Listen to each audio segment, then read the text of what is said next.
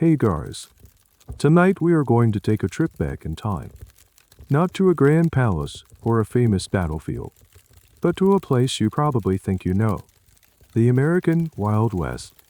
But we are going to leave the Hollywood version behind, the one with the handsome cowboys, the noble gunslingers, and the epic shootouts at high noon. Instead, we are going on a journey into the West as it actually was. A vast, unforgiving landscape where you probably would not have lasted a day. Seriously, the biggest threat was not a bullet, but a bad sip of water or a simple toothache. So, before you get comfortable, take a moment to like the video and subscribe. But only if you genuinely enjoy what I do here. It truly helps the channel find other people like you who enjoy drifting off to the slightly grim realities of history. Go ahead and drop a comment below letting me know what city you are listening from and what time it is for you. I love seeing how far these stories travel. Now, dim the lights. Maybe turn on a fan for that soft background hum. And let us ease into tonight's journey together. The story begins with you, but not in the wide open spaces you were imagining. Instead, you are in a crowded, noisy city on the East Coast. Let us say it is the 1872. The air is thick with the smell of coal smoke, damp wool, and unwashed humanity. You live in a cramped tenement building where the sunlight barely reaches your window, and your days are spent in the monotonous clang and grind of a factory, or perhaps hunched over a desk in a stuffy office. It is a life of repetition, a life of being a tiny, replaceable gear in a giant, indifferent machine. Every day feels the same as the last. Then, one rainy afternoon, you see it, tacked to a public notice board. Amidst auction announcements and wanted posters is a brightly colored handbill. It is a shock of vibrant ink in a world of gray. The headline, in gold, triumphant letters, reads GOWEST YOUNGMAN FORTUNEAWAITSINTHEGA RD and OFDACWORLD. You pull it down. The paper feels thin and cheap, but the words printed on it are anything but. It speaks of vast, fertile lands available for next to nothing, thanks to the government's Homestead Act. This is a mainstream historical fact, a powerful lure that pulled hundreds of thousands westward. The government was literally giving away 160-acre plots of land to anyone willing to improve it for 5 years. To you, cooped up in your tiny apartment, 160 acres sounds like a kingdom. The flyer does not mention that this improvement often meant back-breaking labor on rock-hard soil under a punishing sun. The handbill paints a picture of a paradise. It describes rolling hills of deep, black soil just waiting for a plow, crystal clear rivers teeming with fish, and skies that are perpetually blue. It hints at gold and silver, not just for grizzled prospectors, but for ordinary folks like you, practically lying on the ground waiting to be picked up.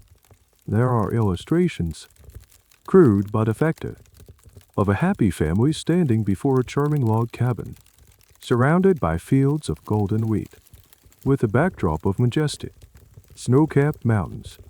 The people in the drawing are smiling, well-fed, and healthy. They look free. You fold the paper and take it home. That night, in your small, stuffy room, you read it again by the light of a flickering candle. The promises seem to shout from the page, drowning out the sounds of the city. You start to dream. You see yourself standing on your own land, breathing clean air, the master of your own fate. No more foremen, no more landlords, no more suffocating crowds. The idea takes root in your mind, a tenacious seed of hope. This is how it started for so many. Historians still debate the precise balance of what they call the push and pull factors of westward expansion. Were people truly pulled by the romantic allure of the frontier and the spirit of manifest destiny?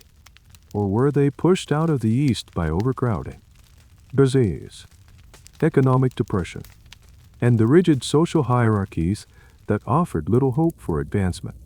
For you, holding this flimsy piece of paper, it feels like both. A desperate push away from the life you know, and a powerful pull toward a life you can barely imagine. In the coming days, you make your decision. You are going. You sell what little you own. A sturdy but worn bed frame. A couple of chairs. Your winter coat. The proceeds are pitifully small, but they feel like the seeds of your future fortune. You even spend a few precious cents on a popular guidebook, The Prairie Traveler's Companion. It is filled with confident advice and maps that, unbeknownst to you, were run by someone who had never traveled farther west than Ohio. This was a surprisingly common and cruel trick of the time.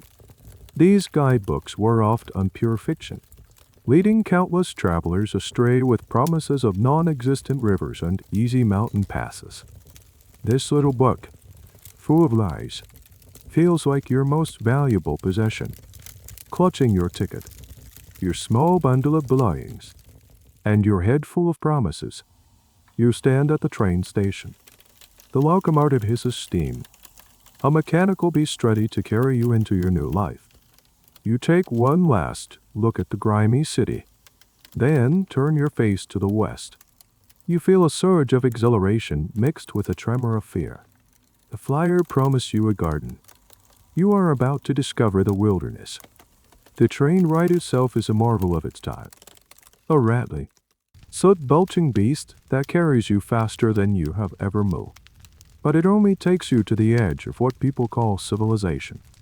Your final stop is a place like Independence, Missouri, one of the famous jumping-off points for the great overland trails. The moment you step off the train, the romantic vision from the handbill begins to crack. Independence is not a town. It is a chaotic, sprawling marketplace of mud and desperation. The streets are choked with people, wagons, and livestock. The air hums with a dozen languages and the constant clang of blacksmiths' hammers. Everything is for sale, and everything is wildly overpriced. From flour and bacon to the very wagon you will need to survive. You, a city person, know nothing about wagons or oxen. You stand there, clutching your small pouch of money, as fast-talking merchants try to sell you guaranteed sturdy wagons with freshly painted wheels that hide cracked hubs, and prime oxen that are clearly too old or too sick for the journey. You make your purchase, feeling a knot of anxiety in your stomach. This wagon, this small, canvas-covered box on wheels, is now your entire world. It holds all your possessions and all your hopes. Eventually, you join a wagon train. This is not a choice. It is a necessity for protection and mutual aid. And here is the next piece of your dream that crumbles into dust. You imagined a solitary journey, your little wagon bravely forging a path across an empty landscape. The reality is a traffic jam. You are part of a massive, slow-moving caravan that can stretch for miles. You are never, ever alone. From sunup to sundown, you are surrounded by the same faces, the same creaking wheels, the same complaining voices, and the incessant, thick cloud of dust kicked up by the hundreds of hooves and wheels ahead of you. Your day becomes a ritual of grueling monotony. You wake before dawn in the damp chill, choke down a quick breakfast of coffee and hard tack, and then begin the process of yoking your stubborn oxen. Then you walk. You almost never ride in the wagon. The ride is too jarring, and the space is too precious for supplies. You walk beside your lumbering animals, your feet sinking into either dust or mud, for 10 to 15 miles a day. That is it. A brisk walking pace is the top speed of your great adventure. The sun beats down on you. The wind is relentless. And the scenery, after the first few days of novelty, becomes an endless, unchanging panorama of grass. This is the true nature of the famous Oregon Trail. It was not a thrilling dash for glory. It was a 2.0-mile-long, 6-month-long slog. The primary enemy was not what lay ahead. It was the journey itself. You begin to understand that the real killers on this trail are not what you were told to fear. Historians now widely agree that the Hollywood-fueled image of constant, pitched battles with Native American tribes is a dramatic exaggeration. While encounters and conflicts certainly happen, and the tension was very real, the statistical reality is starkly different. You were far more likely to die from disease, a firearms accident, or simply being run over by a wagon wheeled in from an arrow. The complex and often tragic history of interactions between settlers and indigenous peoples is still a subject of intense academic study, but the narrative of a constant, running battle is largely a myth created for dime novels and movies. Instead, your daily life is consumed by the mundane. You worry about a wheel hub cracking. You worry about whether an ox will go lame. You worry about your dwindling supply of flour. You see the trailside littered with the abandoned belongings of those who came before you. Heavy dressers, grandfather clocks, even pianos, jettisoned to lighten the load. It is a trail of broken dreams. One of the strangest and most poignant discoveries you make is what some travelers call the roadside telegraph. You will find messages left for others, scrawled on the bleached skulls of buffalo. A simple water ahead is bad or merry. We turned back at the Platte. Wait for us in street. Jill.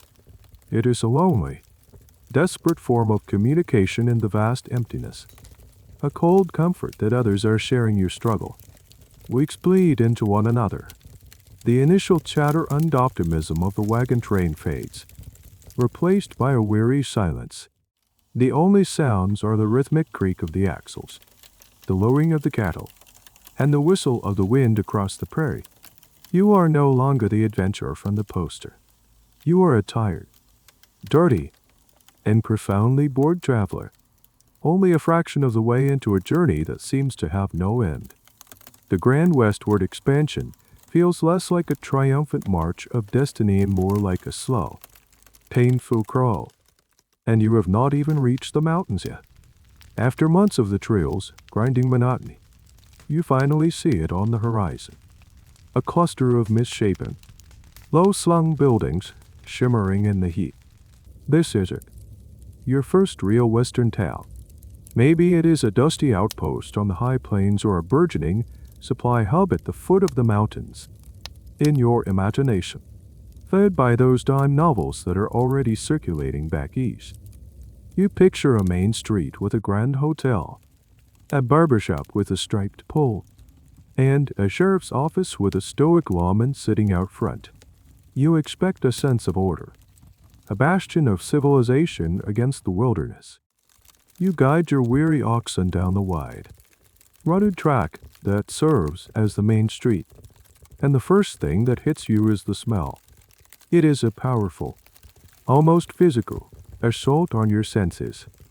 It is a thick, complex cocktail of manure from the countless horses, mules, and oxen tied to hitching posts, rotting garbage piled in the alleyways, unwashed bodies crammed into saloons, and the acrid smoke from wood stoves and coal fires. There is no sanitation system here, no sewers, no garbage collection.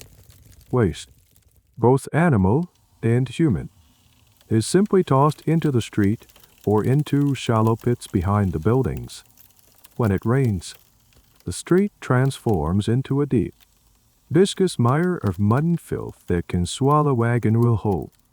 You have to carefully pick your way across on rickety planks laid down as a courtesy, trying not to imagine what you are walking over. The town itself is a chaotic jumble of hastily constructed buildings. Most are made of rough, unpainted lumber, with false fronts slapped on to make them look taller and more impressive than they really are. These facades are a perfect metaphor for the town itself, a thin veneer of ambition trying to hide a crude and temporary reality. There is no grand hotel, only a boarding house which is little more than a large room filled with flea-infested cots, where you will pay an exorbitant price to sleep alongside a dozen snoring, coughing strangers. You are dreaming of a fresh start, but the people you see look just as tired and worn as you are. Their faces are weathered by sun and wind. Their clothes are patched and faded. These are not the heroic figures from the handbill. These are miners with hollow eyes, disillusioned homesteaders buying meager supplies, and cowboys blowing a month's pay on a night of cheap whiskey. The dominant sounds are not cheerful greetings, but the clatter of poker chips, the shrill laughter from the saloons, and the occasional angry shout that spills out into the street. Here is a mainstream historical fact you learn very quickly. These boomtowns were built for one purpose: to extract wealth, not to build a community, but to support the nearby mines, cattle trails, or railroad construction. They were rancid, opportunistic, and almost entirely male. The few women you see are either overworked wives of shopkeepers, or the soiled doves who work in the saloons and dance halls, their faces hardened by a life that offers few other choices. The history of women in these towns is complex and often overlooked, with scholars still working to uncover the diverse roles they played beyond the popular stereotypes, from running businesses to establishing the first schools and churches. You decide to get a drink, hoping to wash the dust from your throat. You push through the swinging doors of a saloon and are met with a wall of noise and smoke. The floor is covered in sawdust, spit, and spilled liquor. Men are crowded around gambling tables, their faces grimly focused on cards. The piano in the corner is out of tune, banged on by a player who seems half asleep. This is not the lively, social gathering you imagine. It is a tense, desperate place where fortunes are lost and tempers are short. And here's a weird little detail you notice. The whiskey they serve is barely recognizable. It is often a vile concoction known by names like tarantula juice or coffin varnish. Bartenders were notorious for cutting their supply of actual whiskey with anything to stretch a profit. This could include water from the contaminated creek, but also more creative and dangerous additives like tobacco spit for color, chili peppers for a kick, and even strychnine or ammonia for an extra jolt. You take one sip of the fiery liquid, and it feels like it is burning a hole straight through your stomach. That single drink was often more dangerous than any gunfight. You step back out onto the muddy street, the foul-tasting whiskey lingering on your tongue. This town is not the welcoming haven you dreamed of. It is a raw, chaotic, and profoundly unhealthy place. There is no garden here. It feels less like the promised land and more like a purgatory. A necessary but brutal stop on the way to somewhere else. You look at the tired faces, the ramshackle buildings, and the sea of mud, and you feel a profound sense of disappointment. The glorious west of your imagination is nowhere to be found. All you can find here is dirt, noise, and the overwhelming smell of a place that is growing too fast to care about itself. After the overwhelming chaos of town, the quiet solitude of your own plot of land feels like a blessing. For a few days, at least, you have officially filed your claim. 160 acres. It is all yours. You walk the perimeter of your new kingdom, the tall prairie grass whipping against your legs. The sheer scale of it is intoxicating. But as the sun sets on the third day, a practical and rather terrifying question settles in. Where are you going to live? Your wagon is a temporary shelter at best. The nights are getting colder, and the canvas top offers little protection from the piercing wind. You need a house. But when you look around, you realize the fundamental problem of the Great Plains. There are no trees, not for miles. The promise of building a charming log cabin, like the one in the handbill, was a cruel joke for anyone settling in places like Nebraska, Kansas, or the Dakotas. Timber was so scarce, it was sometimes called farmer's gold. Your only option is the same one faced by thousands of other homesteaders. You have to build your house out of the very ground you stand on. You are going to build a sod house. The process is brutal. Back-breaking labor. First, you have to find a patch of thick, tough prairie sod, the kind with dense, tangled grass roots that have been growing for centuries. You use a special plow called a grasshopper to cut this sod into long, uniform strips, like giant, grassy bricks. Each brick can weigh 50 pounds or more. You then have to lift these heavy, damp blocks and stack them, one by one, grass side down, to build your walls. It takes weeks. Your hands are raw. Your back aches constantly, and you are caked in dirt from sunup to sundown. You lay down 2 layers of bricks for the walls, staggering the seams for stability. You leave gaps for a door and maybe one small window, which you will have to cover with a greased paper or a piece of cloth, since glass is an unimaginable luxury. For the roof, you lay down a cross-hatching of precious, scavenged brush or a few pieces of lumber you bought at an exorbitant price in town. On top of this, you lay more sod bricks. Your house is literally a mound of earth. When you are finished, you step inside your new home. The first thing you notice is that it is dark, very dark. The single, small window lets in only a sliver of light. The walls are not smooth and clean. They are rough, exposed earth. And the smell, it is the smell of damp soil, of worms and roots, the smell of the gray. You have built yourself a cave. This is a well-documented reality for plain settlers. Sod houses were surprisingly effective insulators. They stayed relatively cool in the summer and warm in the winter. This is the positive spin. But they came with a host of less charming features. When it rained, it also rained inside your house. For days, the sod roof would become saturated and drip a slow, steady stream of muddy water onto you. Your bed, your food. You learn to eat with a hat on and sleep under an oilcloth, if you are lucky enough to have one. And then there are the creatures. Your sod house is not just your home.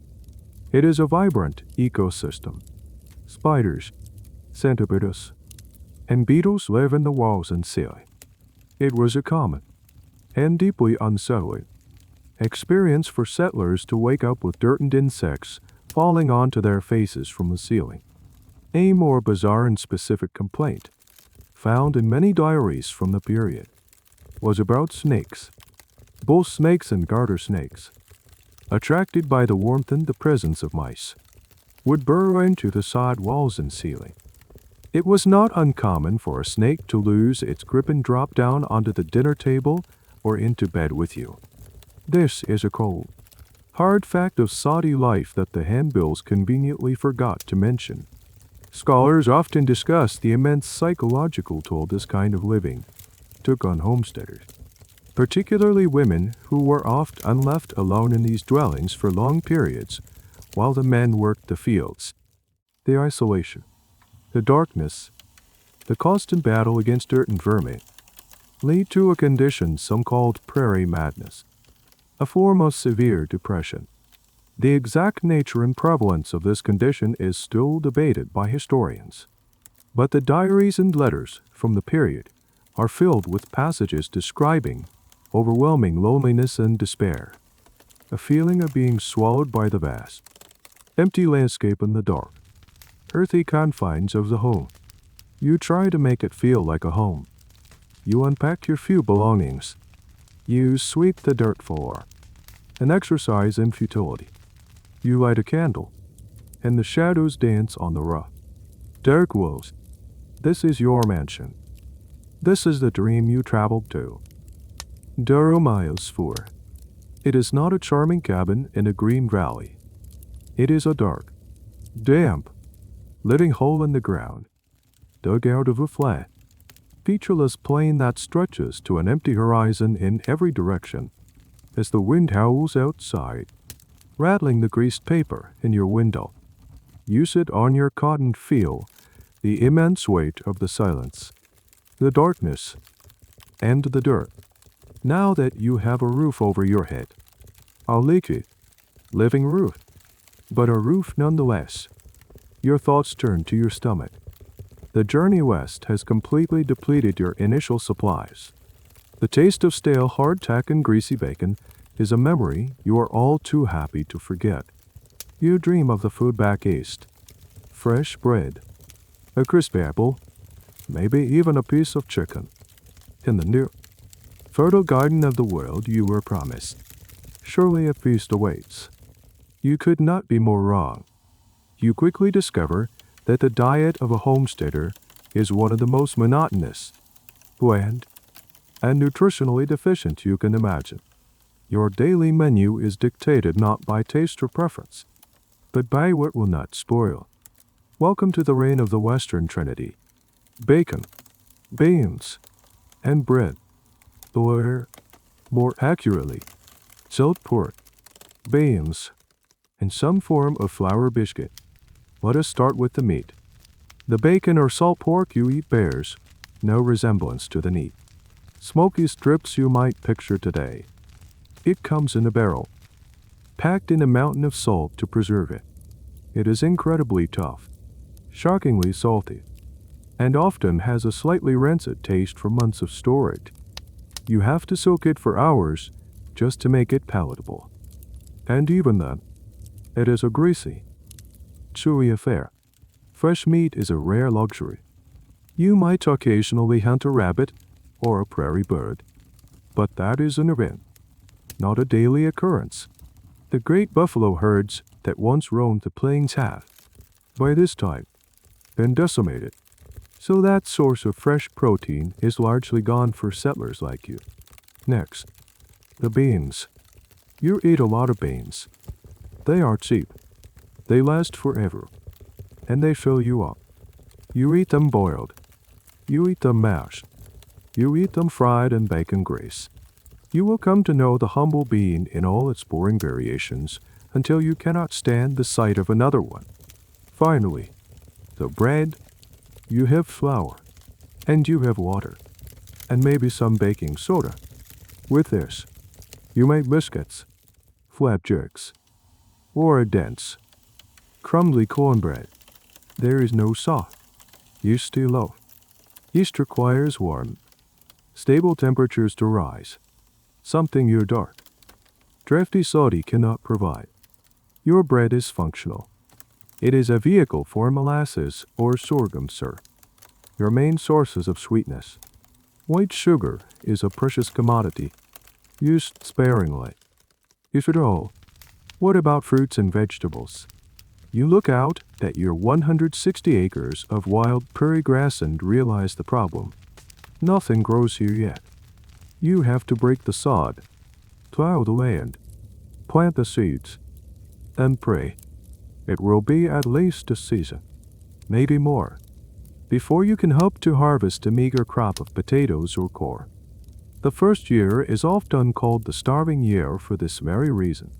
For now, fresh produce is a ghost, a memory. This lack of fresh food leads to a well-documented and widespread problem: scurvy. While most people associate scurvy with sailors on long sea voyages, it was also rampant on the frontier.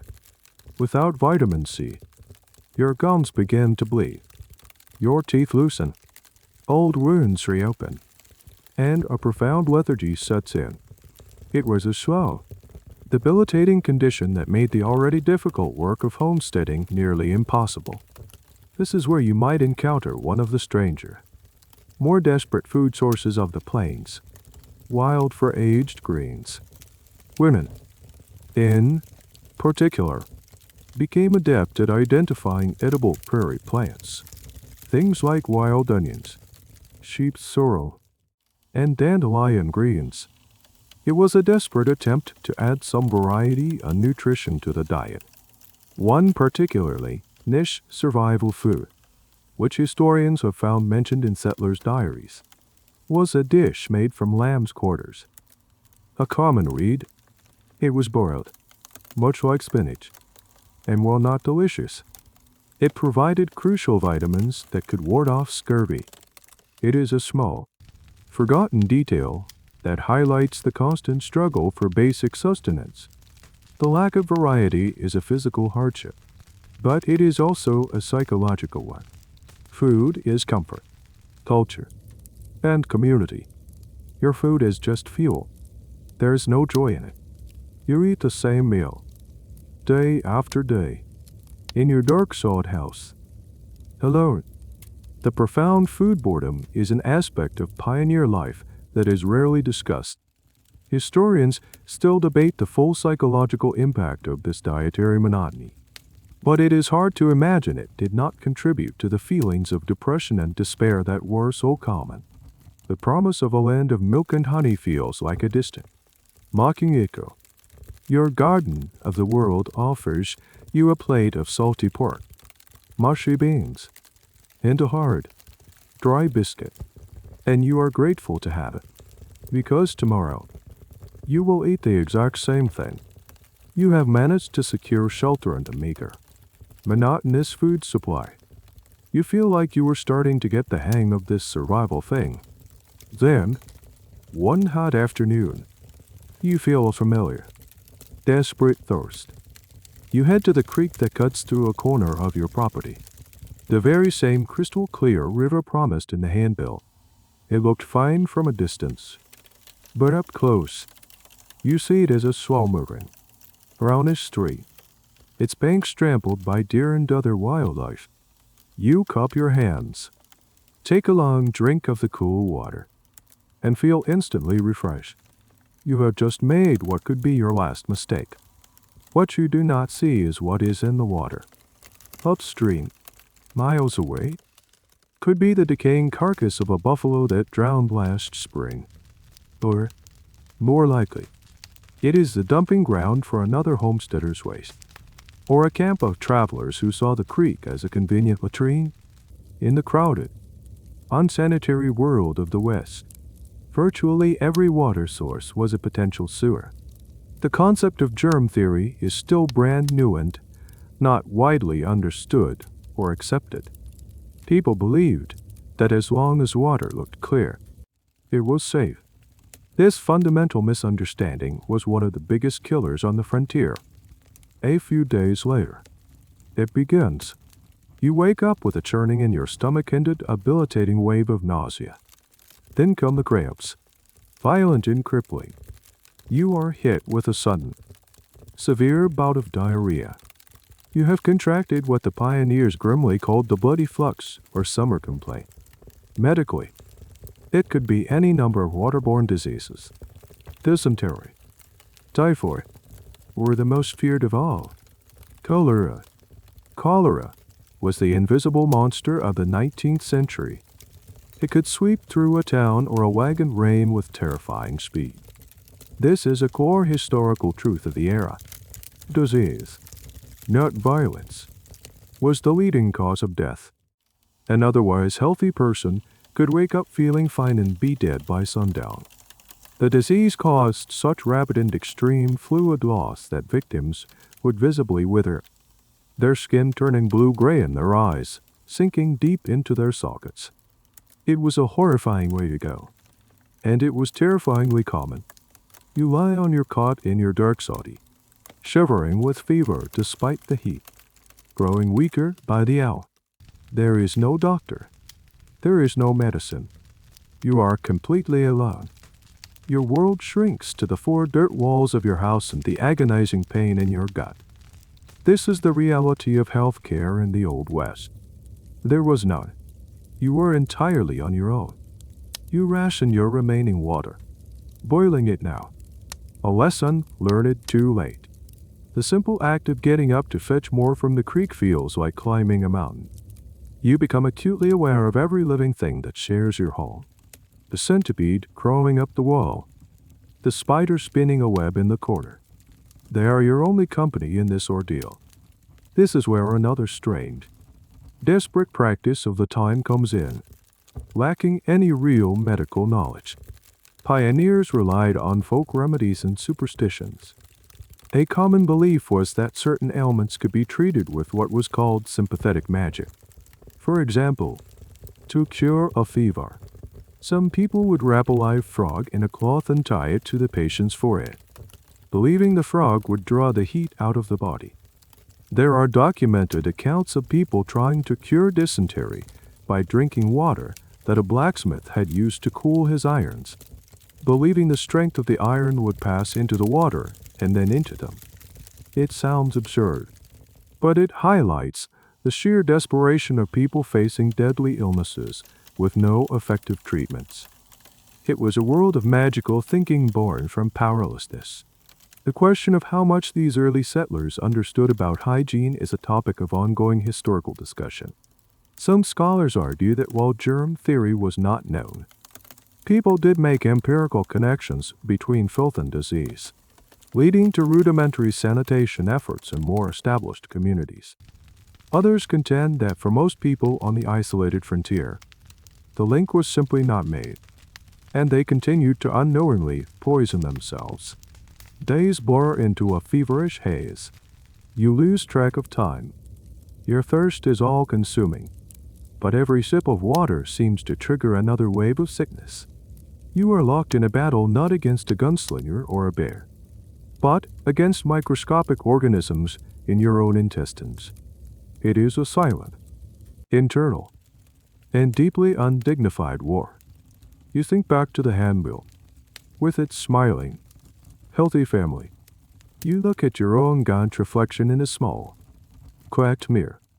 There is no glory here. There is no adventure. There is only the grim, lonely struggle to survive your last drink of water. Whether you pull through is a matter of pure, dumb luck, the strength of your constitution and nothing more. By some miracle, you survive your bout with the bloody flux.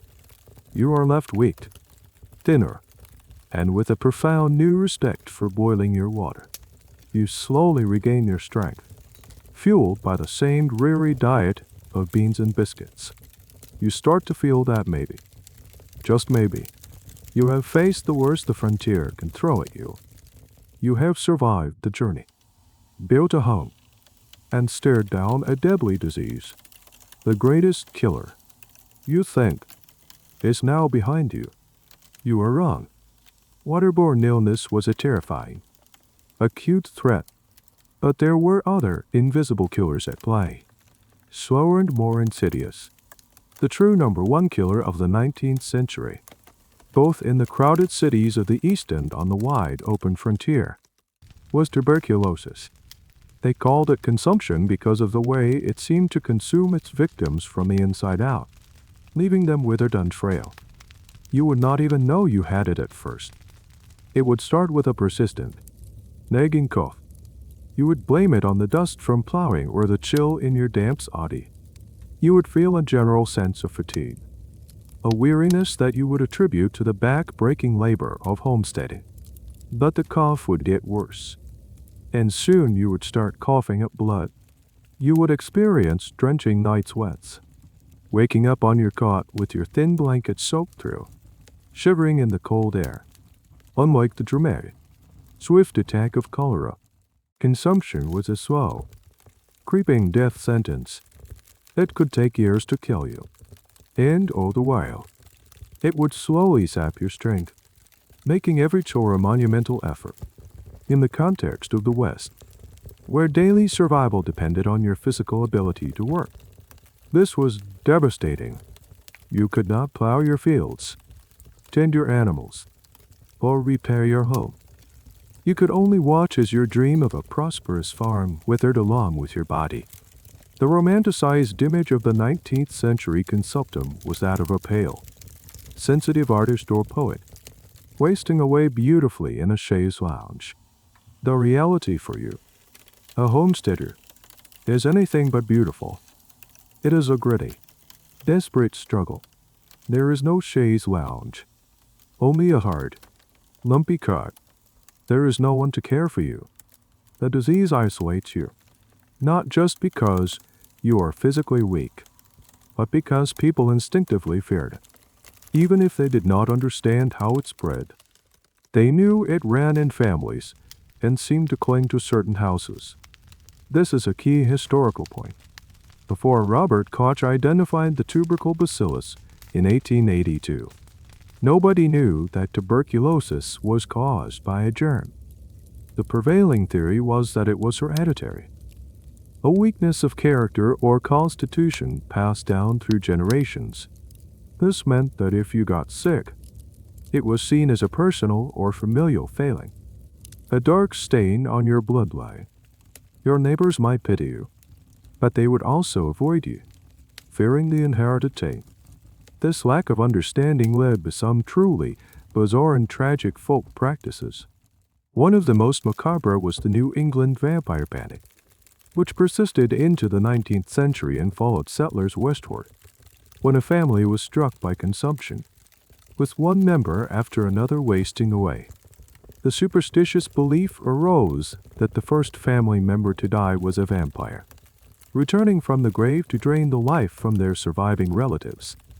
To stop the curse, townspeople would exhume the body of the first victim. If the body was not sufficiently decomposed, which was common, especially if buried in cold, wet ground, they would perform a ritual to kill the vampire.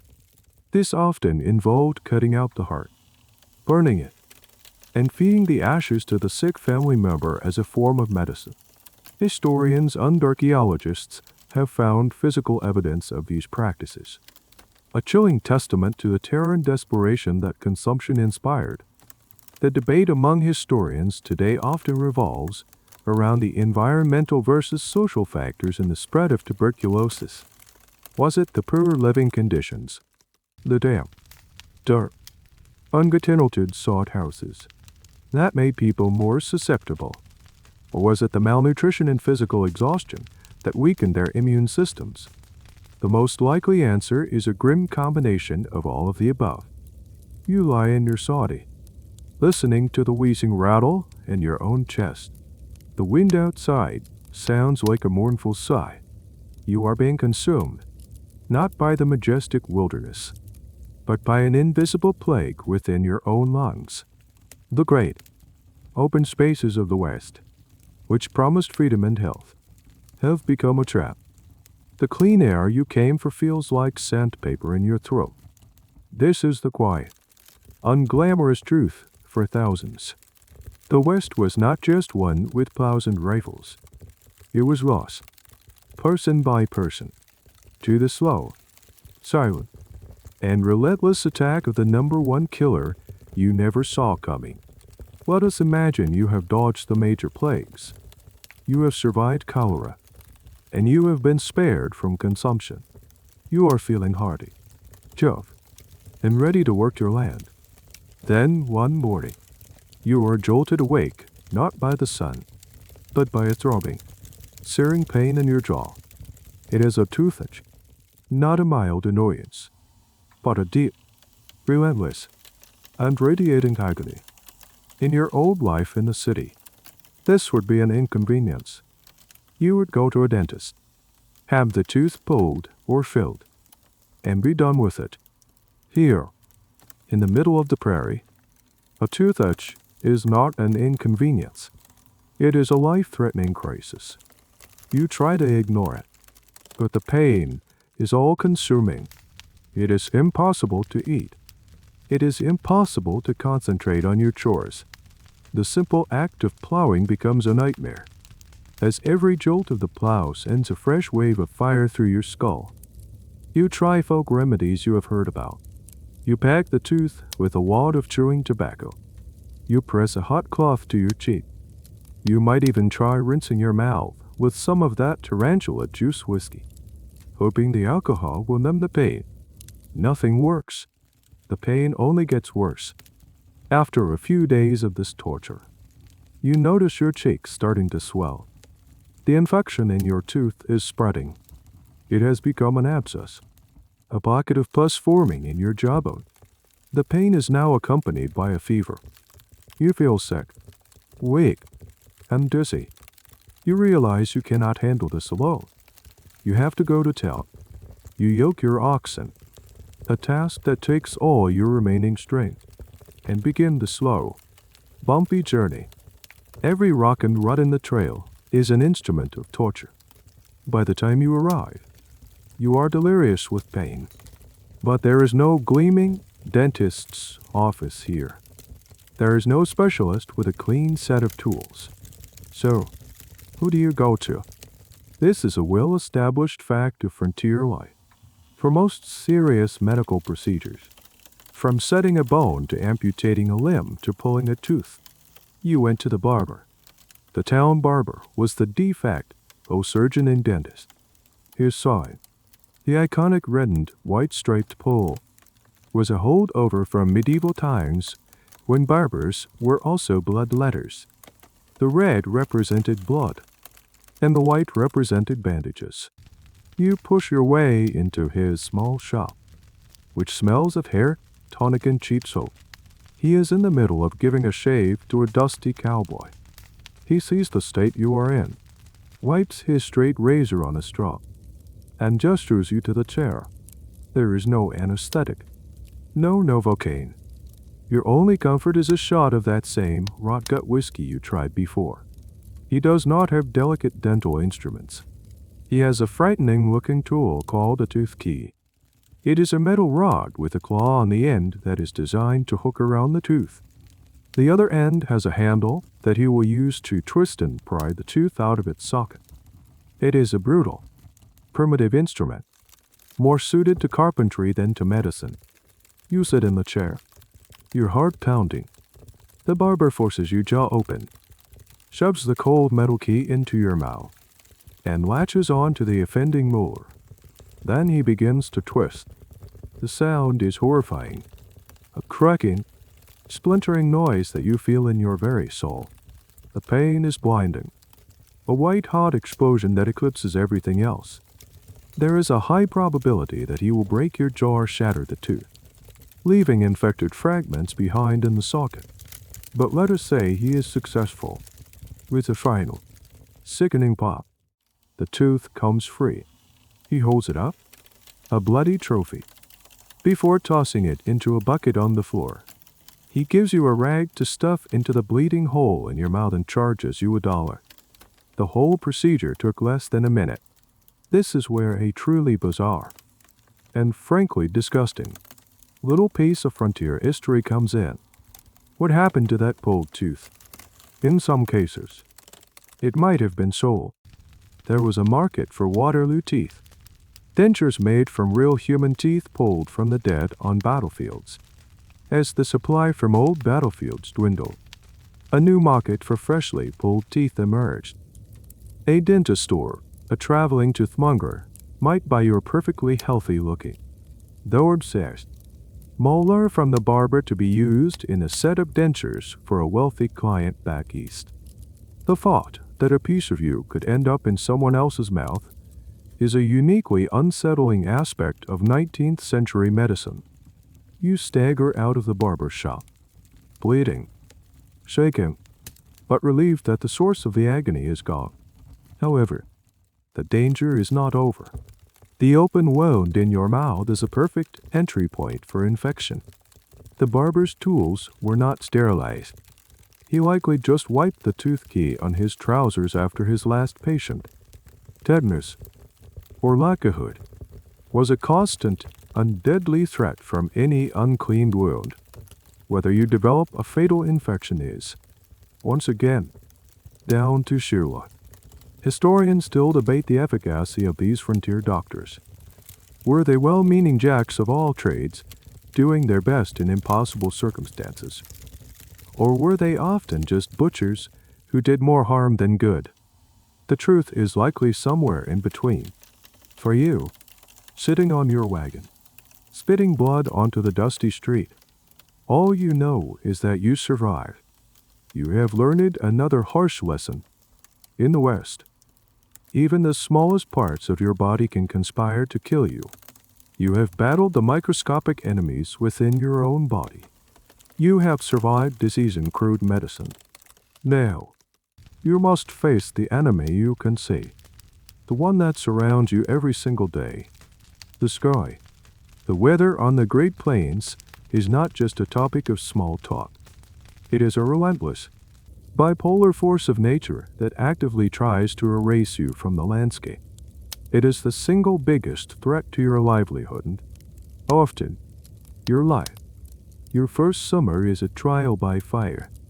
The sun is not the gentle, friendly orb from back east.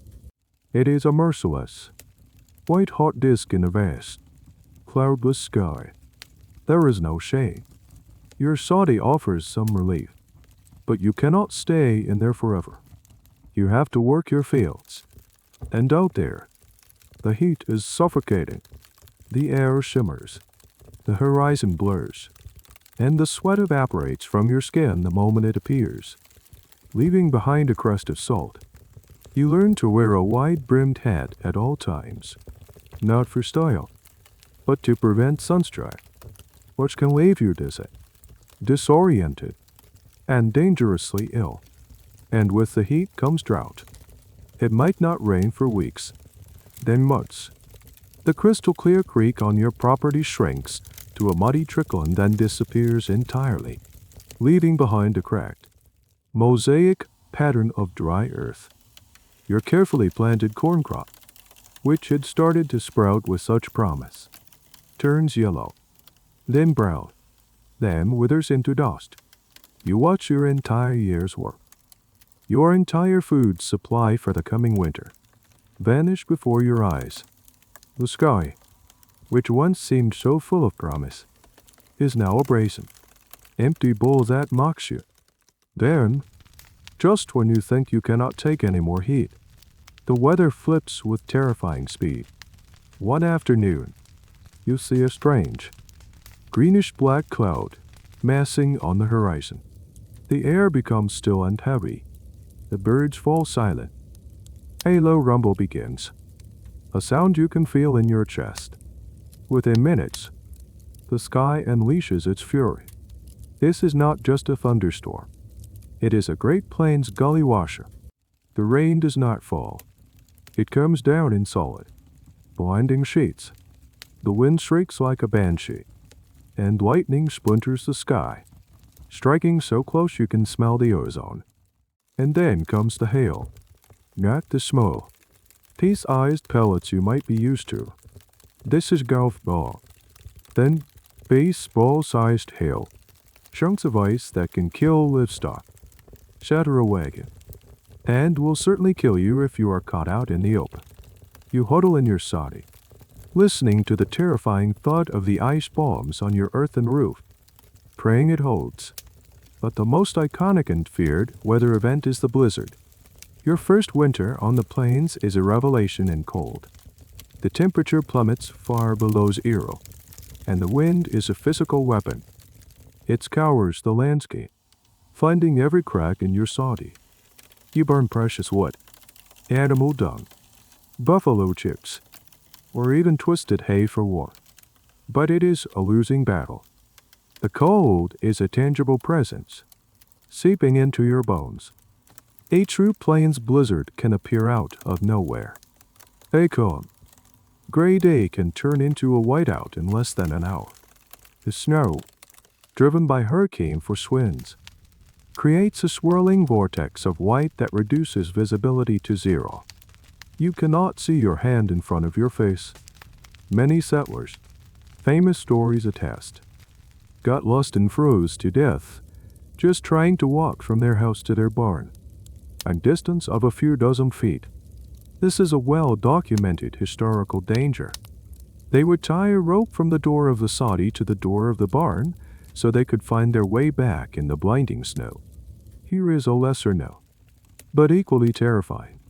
Weather phenomenon you might face. A grasshopper plague. This was not just a nuisance. It was a biblical level event. The most famous was the Rocky Mountain locust plague of 1875. Swarms of locusts, so large they blocked out the sun, descended on the plains.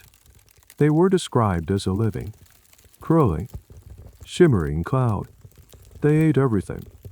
Your corn crop, the vegetable garden you babied through the drought, the grass your oxen depended on, the leaves off the few scraggly trees, the wool off a sheep's back, the paint off your wagon, and even the clothes off your back if you stood still too long.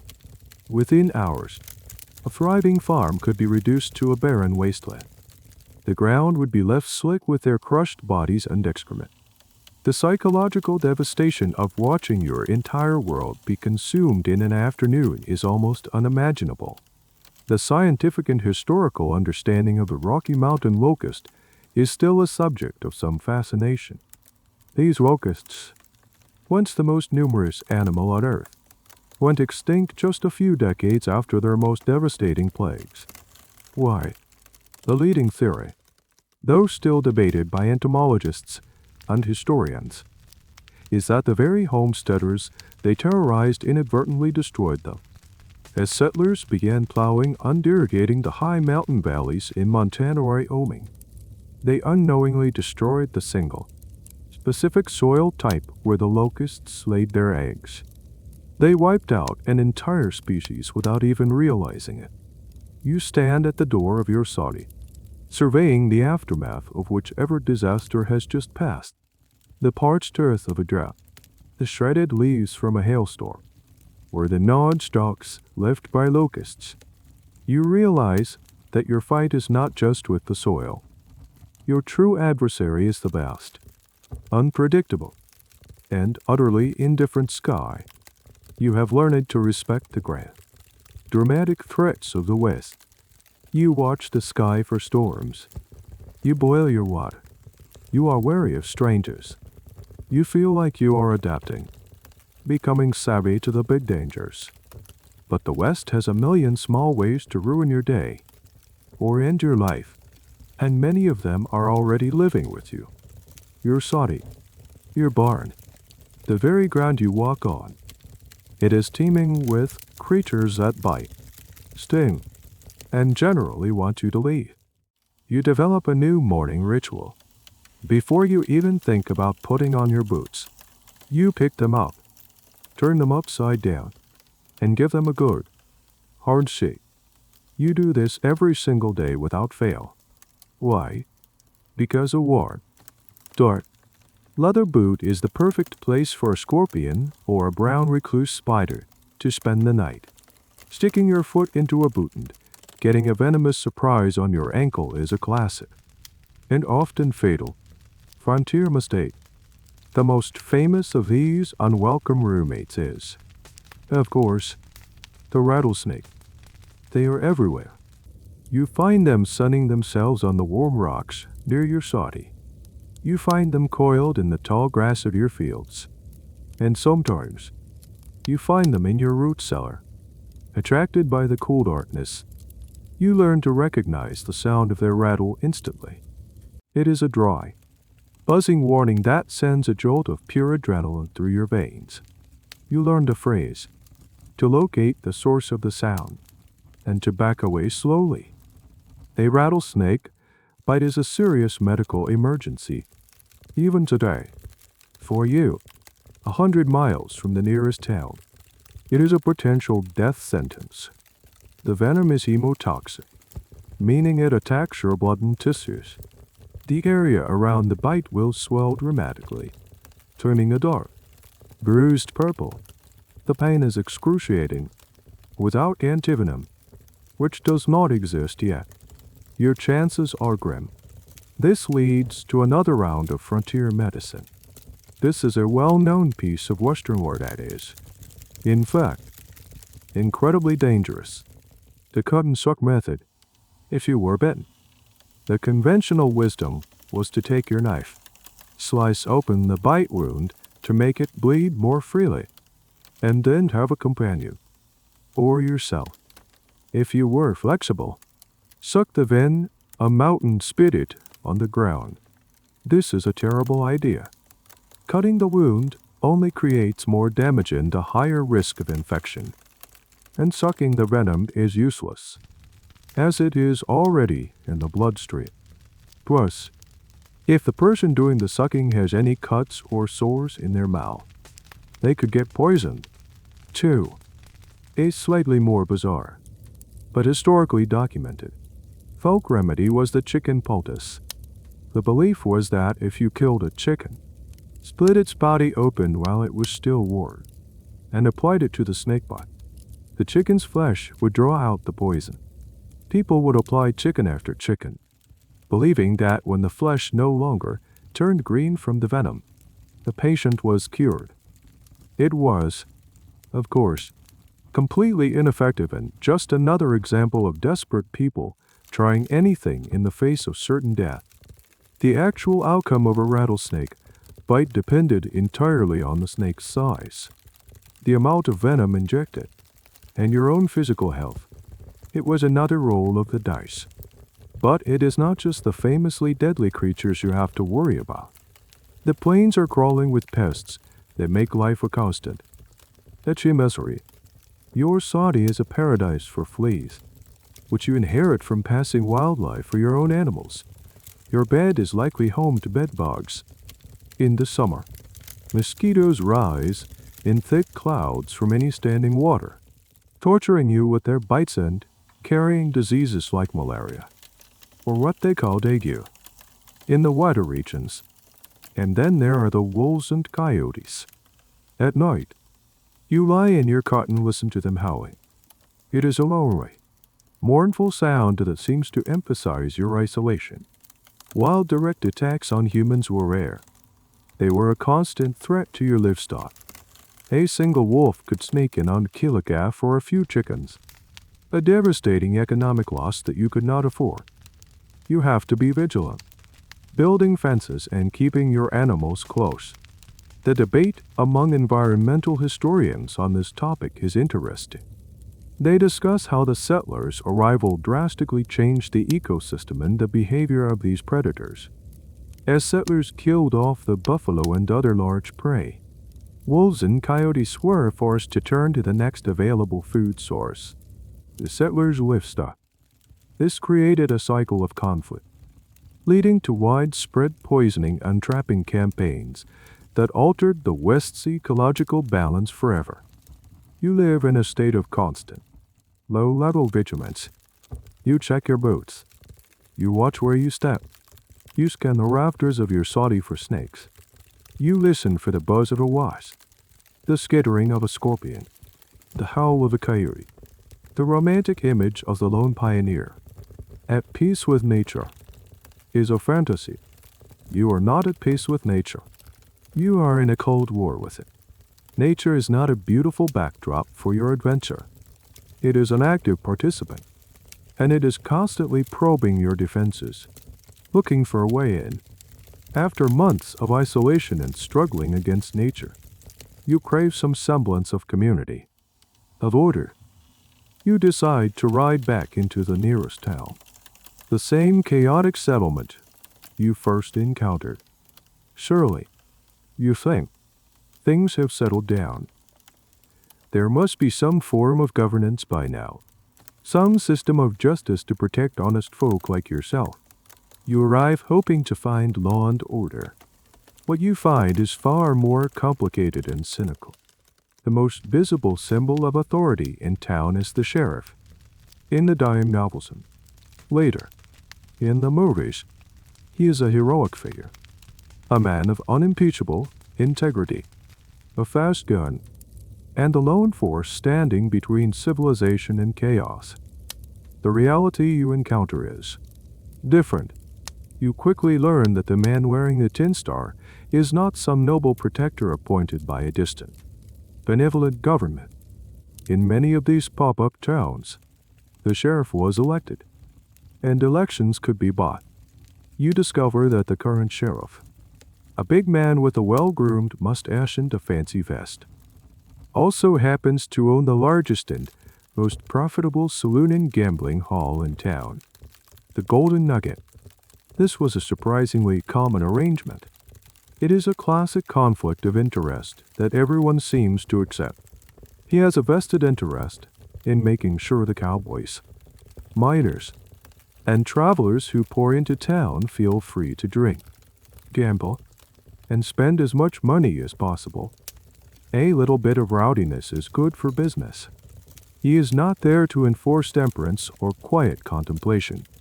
He is there to manage the chaos in a way that benefits his own bottom line. This is a well-documented aspect of frontier justice.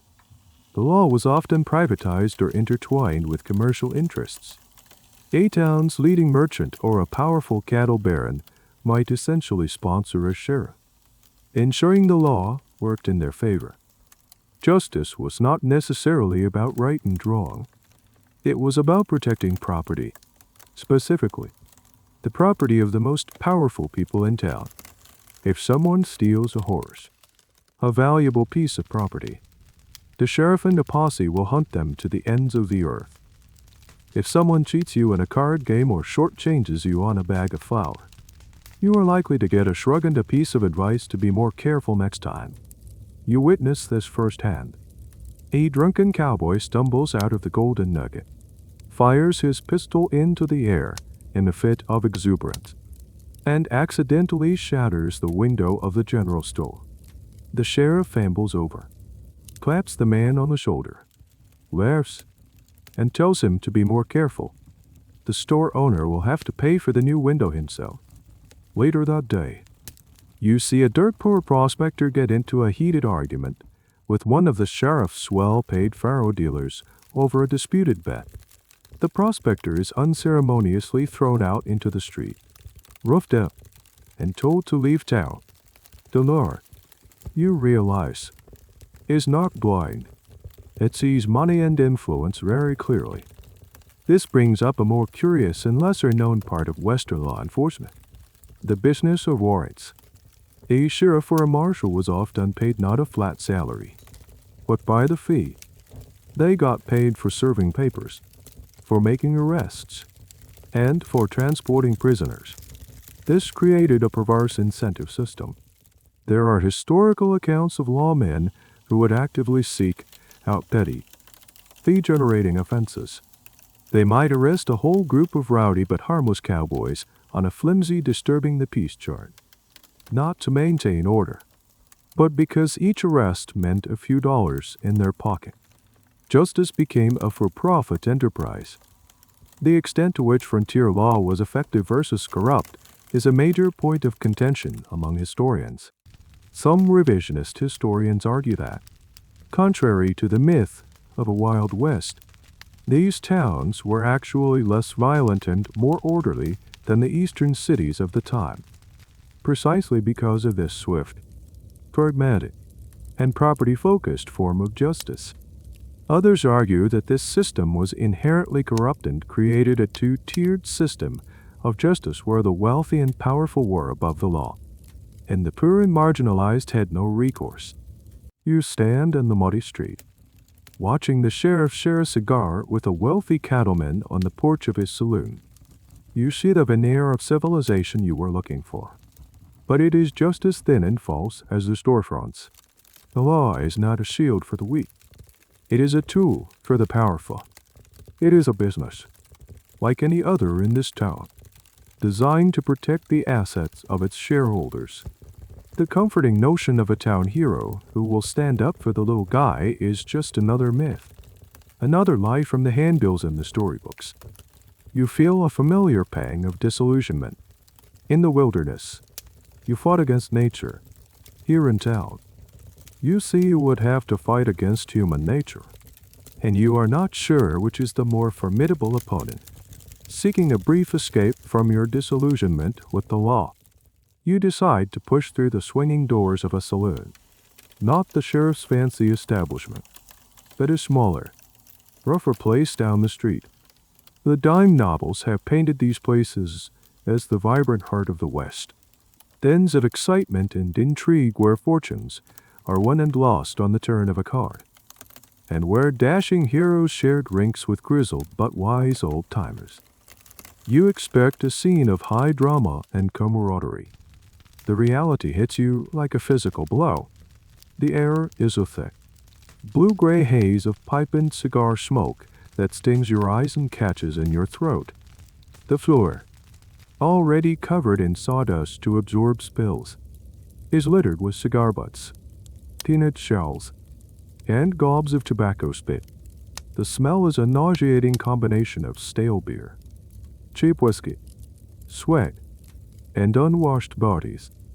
It is loud, but not with cheerful music or witty banter. It is a cacophony of slurred speech, angry muttering, and the constant, joyless clatter of poker chips. You belly up to the long, scarred wooden bar.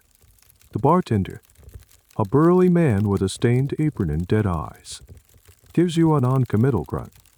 You order a whiskey, and he slides you a dirty glass filled with the same foul tarantula juice you had before. You watch the patrons. These are not romantic adventurers. They are exhausted miners, weary freight drivers, and off-duty soldiers, all seeking a temporary oblivion from their hard lives. They drink with a grim, determined focus, not for pleasure, but for effect. The main attraction, besides the alcohol, is gambling. In the center of the room is a faro table, the most popular game of the era. It is a fast-paced banking game that was notoriously easy for the house to rig. You watch men lay down their hard-earned dust-and coin, their faces tight with a desperate hope that quickly sours into resignation as the dealer, with his slick, practiced movements, rakes in their money. There are also poker games, played not with the clever bluffs and psychological warfare of movies, but with a sullen, suspicious silence. Every man at the table looks like he is ready to accuse the others of cheating at a moment's notice. This is a core historical point about saloons. They were businesses designed to separate a man from his wages as efficiently as possible. Everything was geared toward the skull, the lack of cracks on the walls, the free lunch, which was always incredibly salty. Think pickles, salt crackers, and cured meats, to make you drink more. The presence of hostesses or dance hall girls, paid to keep the men drinking and gambling, offering a moment of conversation and a fleeting illusion of female companionship for the price of an overpriced drink. And then there is the violence. It is not the stylized, honorable duel you have read about. It is clumsy, ugly, and pathetic. You see two men, both deep in their cups, begin to argue. The dispute is not over a woman's honor or a high-stakes poker hand. It is over one man bumping into the other's chair. The argument escalates from insults to shouting to a sudden, clumsy shove. One man stumbles backward over a spittoon, pulling the other down with him. They roll on the filthy floor, trading slow, drunken punches that mostly miss. No one intervenes. The other patrons simply watch with a dull, morbid curiosity. The bartender does not even look up. He just continues, wiping the bar with a dirty rag. This is how most fights in the West happened. Not with lightning-fast draws, but with pathetic, drunken grappling. Here is a bizarre but revealing detail about saloon culture. The treat. It was a social custom that, if you entered a saloon where you knew people, you were expected to treat the entire bar to a round of drinks. Then, each person, in turn, was expected to reciprocate. This could lock you into hours of drinking you did not plan on and could not afford. Refusing to participate was a major social faux pas and could easily lead to one of those clumsy, drunken fights. It was a social ritual that was great for the saloon owner's pocketbook and terrible for everyone else's liver and wallet. Historians who study the social role of the saloon are often divided. Was it a destructive force that preyed on the lonely and desperate, fueling alcoholism and violence? Or was it an essential, if flawed, social institution in an environment that offered few other outlets? In a world with no libraries, theaters, or community centers, the saloon was the de facto post office, meeting hall, and information hub. It was where you heard the latest news, made business deals, and found work. It was a place of immense contradiction, a center of community that profited from individual despair. You take a small sip of your whiskey, the foul taste burning your tongue. This place is not a refuge. It is a trap, baited with loneliness and sprung with cheap alcohol and false hope. The laughter you hear is not joyful. It is harsh and brittle. You see no heroes here, no camaraderie, only a collection of isolated men slowly pickling their sorrows. You slide your glass back onto the bar, the whiskey unfinished, and push your way back out through the swinging doors, grateful for the relatively clean air of the muddy street. You have seen the sordid reality of the saloon, the pathetic brawls fueled by bad whiskey. But the myth of the Western gunfight is powerful. You still hold on to the idea of the high noon duel, the ultimate test of skill and nerve between two stoic figures on a dusty street. It is the climactic scene of every story you have ever heard about the West. Sooner or later, you think you are bound to see the real thing. One afternoon, the tension in town feels different. It is thick and personal. Two men, a local ranch hand and a traveling card sharp, have been nursing a grudge for days. It started, as most things do, over a poker game in the saloon. There were accusations of cheating, followed by threats. Now, the talk is all over town. They are going to have a shootout. The stage is set just like in the stories. The main street begins to clear. Shopkeepers pull in their wares. Faces appear in windows. It is a spectator sport. You find a spot with a good view, your heart pounding with a mixture of fear and morbid excitement. You are about to witness history, a real-life duel. The two men appear at opposite ends of the street. They are not the cool, confident gunslingers of legend. The ranch hand is visibly drunk, swaying slightly. The card sharp is pale and sweating, his fancy clothes looking ridiculous in the harsh sunlight. They begin the slow walk toward each other, but there is no dramatic music, only an awkward, tense silence broken by a dog barking somewhere. This is where the reality of the gunfight diverges sharply from the myth. The classic face-off at 20 paces was almost entirely a creation of Hollywood.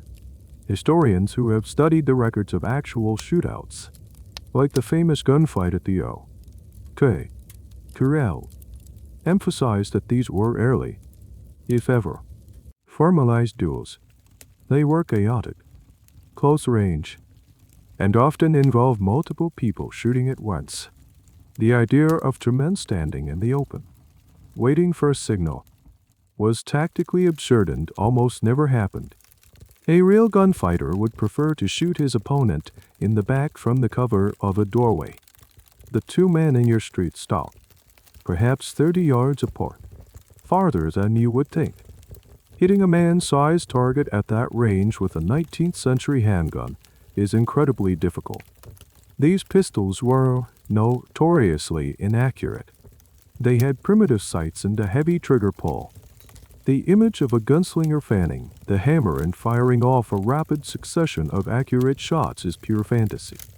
Fanning the hammer would send bullets flying wildly in every direction. The men shout at each other, their voices cracking. It is not a calm exchange of steely-eyed threats. It is a slurred, profane, and pathetic argument. Finally, they both go for their guns.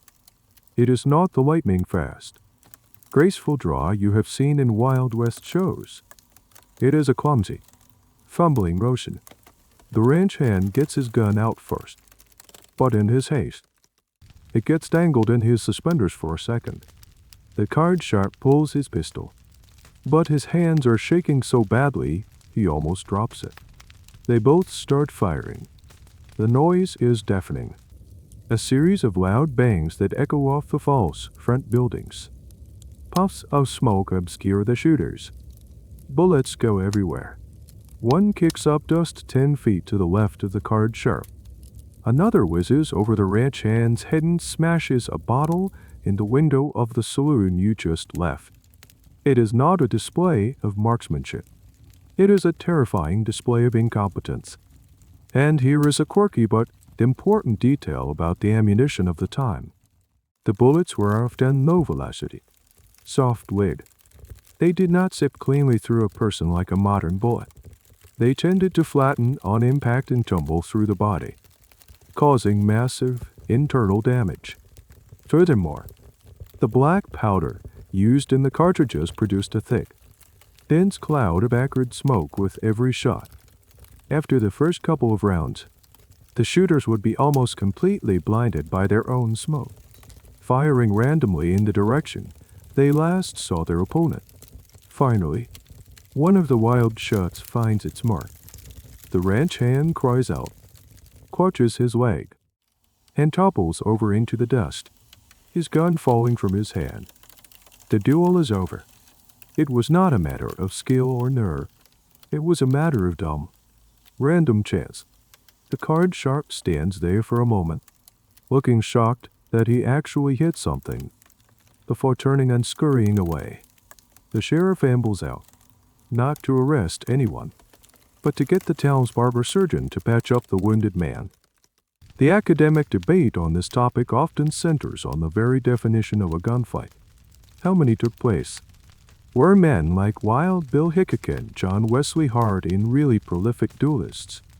Or were their reputations inflated by sensationalist newspaper accounts and their own bragging?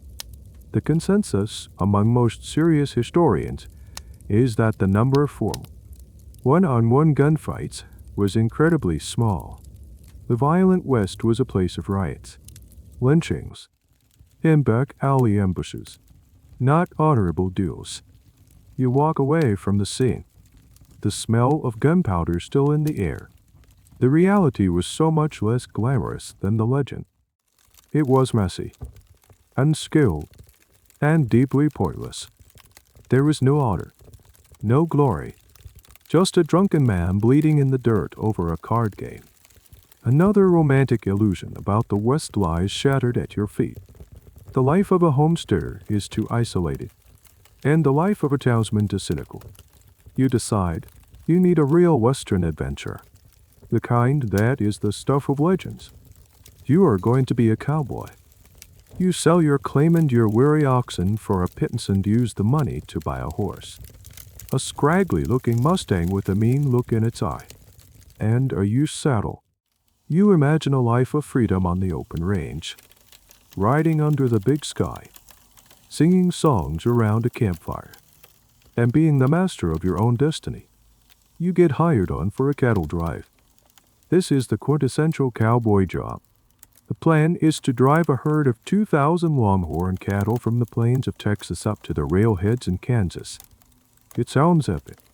It sounds heroic. The reality begins at 3:30 in the morning. You are shaken awake in your thin bedroll on the hard ground.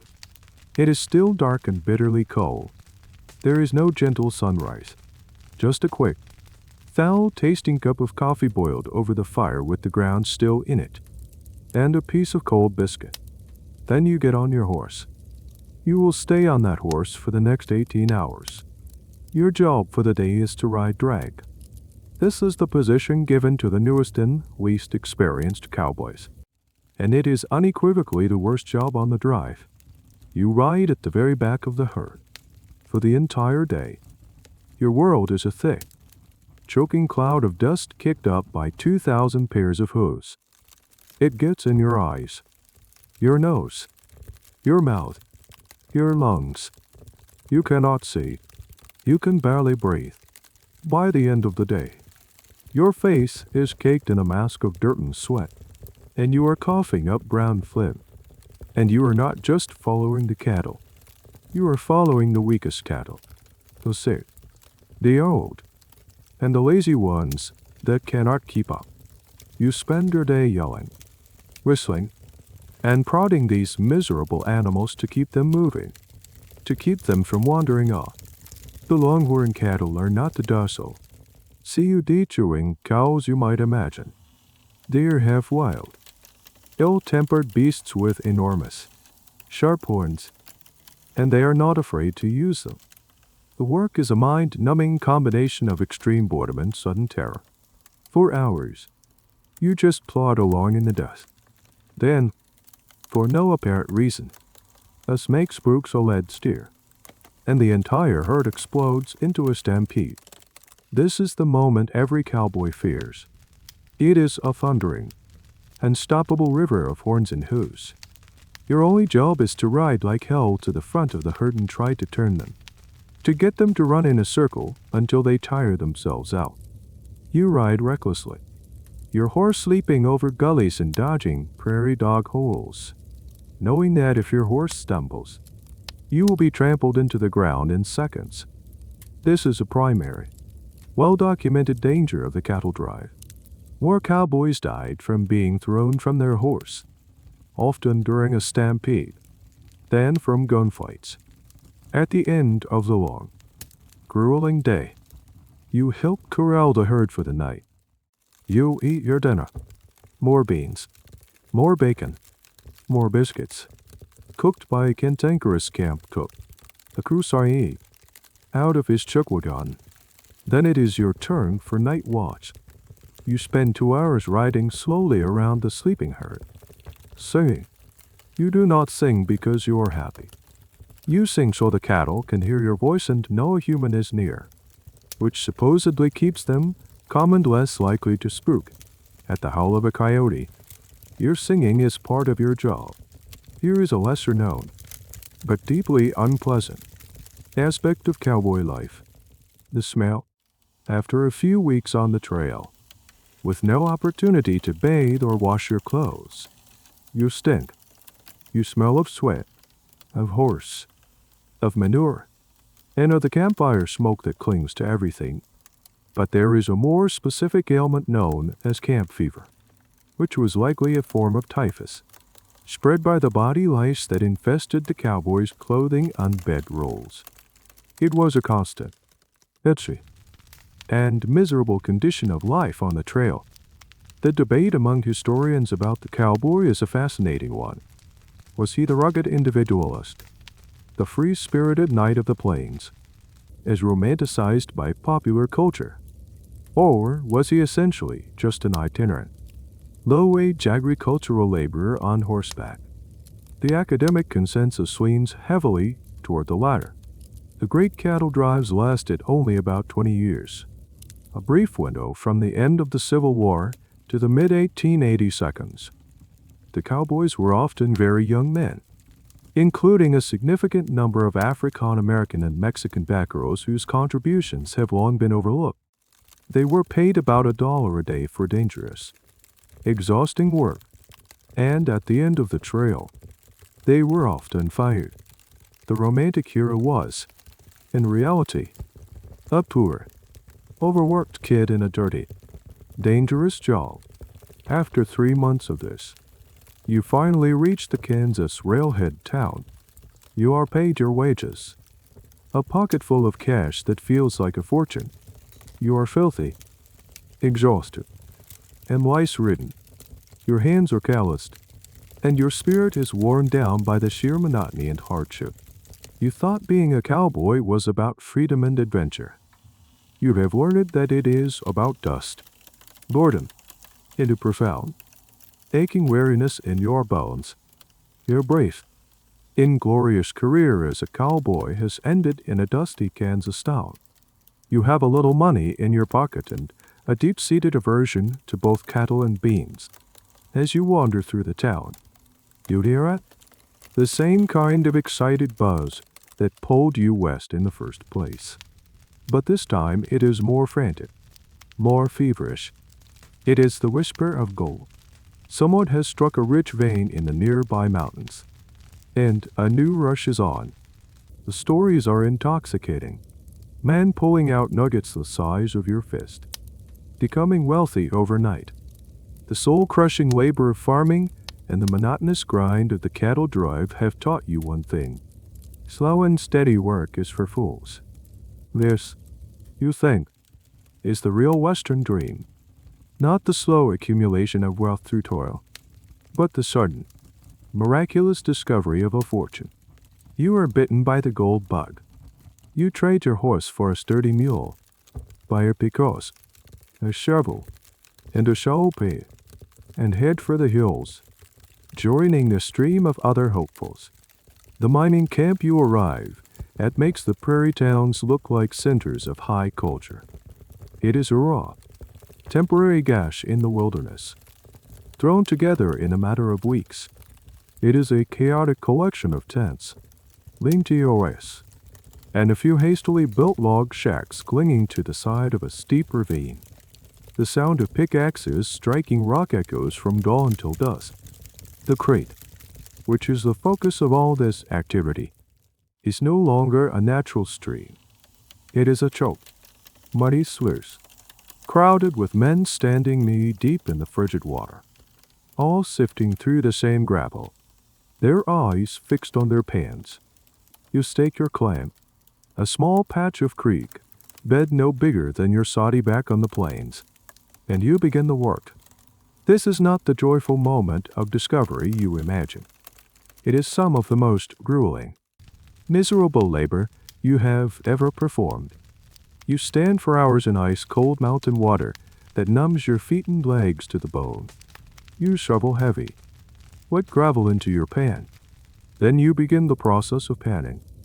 You squat at the water's edge, swirling the gravel and water in a specific, circular motion that allows the lighter sand and rock to wash over the edge while the heavier materials, hopefully gold, sink to the bottom. Your back screams in protest. Your hands, constantly wet and cold, become cracked and dry. And after hours of this, you look at the bottom of your pan. Most of the time, there is nothing, just a few grains of black sand. Sometimes, if you are lucky, you will see it. A few tiny, gleaming yellow flakes. Not a nugget, not a fortune, just flakes, so small you have to carefully collect them in a little pouch. This is your reward for a full day of back-breaking work. A few cents worth of color. This is the fundamental reality of nearly every gold rush, from California in '49 to the Klondike. The vast majority of individual prospectors, the ones with a simple pen and a dream, found almost nothing. They were the placer miners, sifting through the loose deposits and streams. The real wealth, the mother lode, was usually locked deep within quartz veins inside the mountains. Getting to it required capital, machinery, and organized labor. Things you do not have. The real winners of the gold rush. You see them all around you. It is the man who sold you your Pecoskan shovel for 3 times what they were worth back east.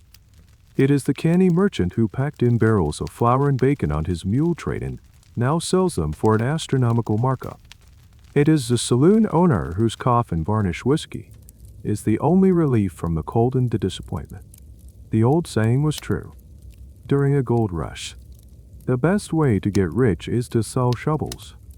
And here is a weird, specific bit of gold rush history. The imposter nugget. Con artists and enterprising merchants would sometimes take small gold flakes and melt them together into a single, impressive-looking nugget. They would then salt a claim with it, placing it where a newcomer was sure to find it. The overjoyed prospector would rush to the claim office to register his find. News would spread like wildfire, and the value of all the surrounding claims, which the con artist had already bought up, would skyrocket. He would then sell off his worthless claims to the flood of new arrivals and disappear, leaving them to discover they had been duped. The historical debate about the economic impact of gold rushes is complex. Did they accelerate westward expansion and create new centers of commerce? Absolutely. But did they create widespread wealth for the average participant? The consensus is a resounding no. For every one person who struck it rich, thousands went broke, died of disease or accident in the dangerous camps, or simply gave up and drifted away, poorer than when they started. It was a lottery. In the house, the merchants and financiers always won. You stand in the cold creek, your back aching, your hands numb. You look at the tiny, pitiful flecks of gold in your pan and then at the impossibly huge, unmoving mountain in front of you. You realize the dream of instant wealth is the most potent and cruelest myth the West has to offer. It is a shimmering illusion that has lured you into this cold, miserable ravine to break your body and your spirit for almost no reward. The fever of the gold rush breaks, leaving you with nothing but an aching back and a small pouch of dust worth less than your original meal. You are done with chasing fantasies. You crave something real, something tangible. You want to work the land, not for a sudden fortune, but for the simple dignity of feeding yourself. You decide to return to the life you first intended. You will be a homesteader, a farmer. You find a new plot of unclaimed land, far from the madness of the mining camp. This time, you tell yourself, you will do it right. You are now a sod buster, one of the iconic figures of the plains. Your first and most formidable enemy is the ground itself. The prairie soil is not the soft, loamy earth you might imagine. For centuries, the thick roots of the prairie grass have woven themselves into a dense, tangled mat so tough that it could bend and break the cast iron plows brought from the east. You have to invest in a new piece of technology, a polished steel plow, specifically designed to slice through the stubborn sod. The work of breaking the sod is relentless and brutal. You guide your new team of oxen, or maybe a pair of mules, if you are lucky, back and forth across your 160 acres. The plow screeches in protest as it cuts through the earth, turning over heavy ribbons of sod that look like giant, dark belts. The sun beats down on you. The dust chokes you. It takes weeks of this grueling, repetitive labor just to prepare a few acres for planting. You are in a physical battle with the very land you hope will sustain you. This is the central, unglamorous truth of the homesteader experience. It was not an idyllic life of rustic simplicity. It was an industrial-scale agricultural enterprise conducted with primitive tools and powered by sweat and animal muscle. You are not a simple peasant. You are the manager, laborer, mechanic, and veterinarian of a small, high-risk startup business. Once the land is broken, your worries have just begun. You plant your crop, most likely corn or wheat. Now you are a slave to the weather, as you learned so painfully before. You pray for rain, but not too much rain. You pray for sun, but not so much that it scorches your seedlings. You live in a constant state of anxiety, scanning the horizon for storm clouds or the telltale signs of a drought. And then there are the pests. You have already imagined the horror of a locust swarm. But there are countless other enemies. There are armyworms that can march through your cornfield, devouring it in a matter of days. There are chinch bugs, tiny insects that suck the life out of your wheat stalks. And there are the ever-present prairie dogs, whose vast underground towns can ruin acres of pasturage, whose holes are a constant danger to your livestock and your own ankles.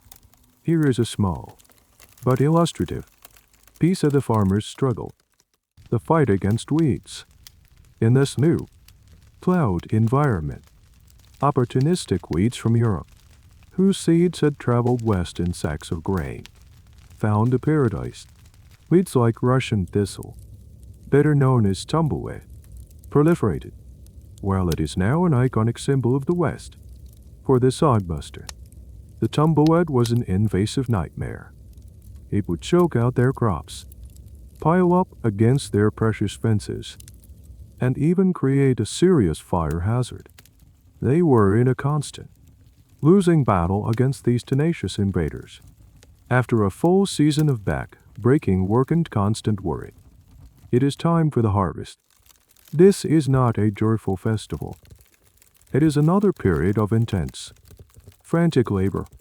You have to bring in the crop before the first frost, or a hailstorm, or a flock of hungry birds can destroy it. You work from before dawn until after dusk, your muscles screaming in protest. If you succeed, if the rain was right, the pests were manageable, and you brought in the harvest, you are still not guaranteed a profit. You have to haul your grain to the nearest railroad town. There, you are at the complete mercy of the grain elevator operator and the railroad company. This is a key historical point that led to the rise of the populist movement in the late 19th century. These farmers were price takers, not price makers. The railroad could charge exorbitant rates to ship your grain, and the grain elevator, often owned by the same railroad company, could claim your grain was a lower grade than it was, paying you a fraction of its true value. After a year of tortuous labor, you might find that your entire profit has been eaten up by transportation, costs, and corporate middlemen. The historical debate here revolves around the success rate of homesteading. Was the Homestead Act a triumph that populated the West and created a nation of independent yeoman farmers, as the traditional narrative suggests? Or was it, as many revisionist historians argue, a massive failure? They point to the fact that a majority of homestead claims were never proven up. The settlers failed and abandoned the land before the 5-year requirement was met. The 160-acre allotment, they argue, was often too small to be viable in the arid conditions west of the 100th meridian, setting farmers up for failure from the start. You stand on your porch at the end of the year, looking at your fields. You have survived. You have a small surplus of grain in your barn and maybe a little cash in your pocket. But you are bone tired. You are not the proud, independent farmer from the posters. You are a weary laborer, trapped in the cycle of debt and dependency, not on a factory boss, but on the weather, the railroads, and a global commodities market you cannot control.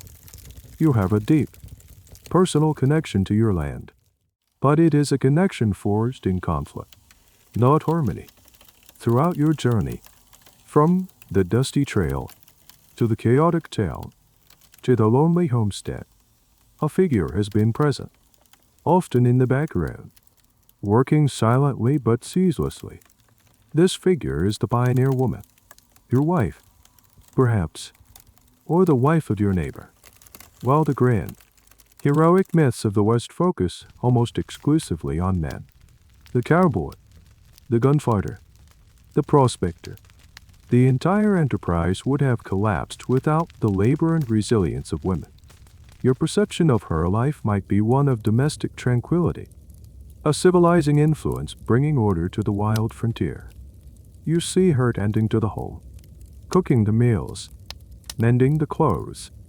This picture is not raw, but it is dangerously incomplete. Her workload was staggering, a double shift that made your own labor seem specialized by comparison.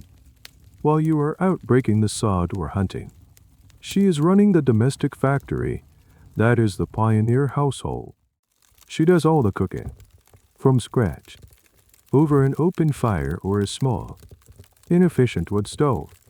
This includes baking the daily bread, churning butter from the milk of your single, precious cow, and preserving any small surplus of vegetables from her garden through the arduous processes of canning or drying. She is also the primary water hauler. Every day, she has to trek to the creek or the well, which could be a long walk from the house, and carry back heavy buckets of water for cooking, cleaning, and laundry. Laundry day, in particular, was an all-day, back-breaking ordeal known as the Blue Monday. It involved hauling unheating gallons of water, scrubbing clothes by hand on a washboard with harsh, homemade lye soap, rinsing them, wringing them out by hand, and hanging them to dry, only to see them oft uncoated in a layer of dust by the prairie wind. She is the family doctor, the one who sits up all night with a feverish child, applying cool cloths and administering folk remedies because there is no other option. She is the teacher, trying to impart some basic literacy to her children in the dim light of the sati. And, of course, she is expected to bear and raise children, often in rapid succession, with no medical assistance. Childbirth was a terrifying and life-threatening event on the frontier, with maternal and infant mortality rates that were appallingly high.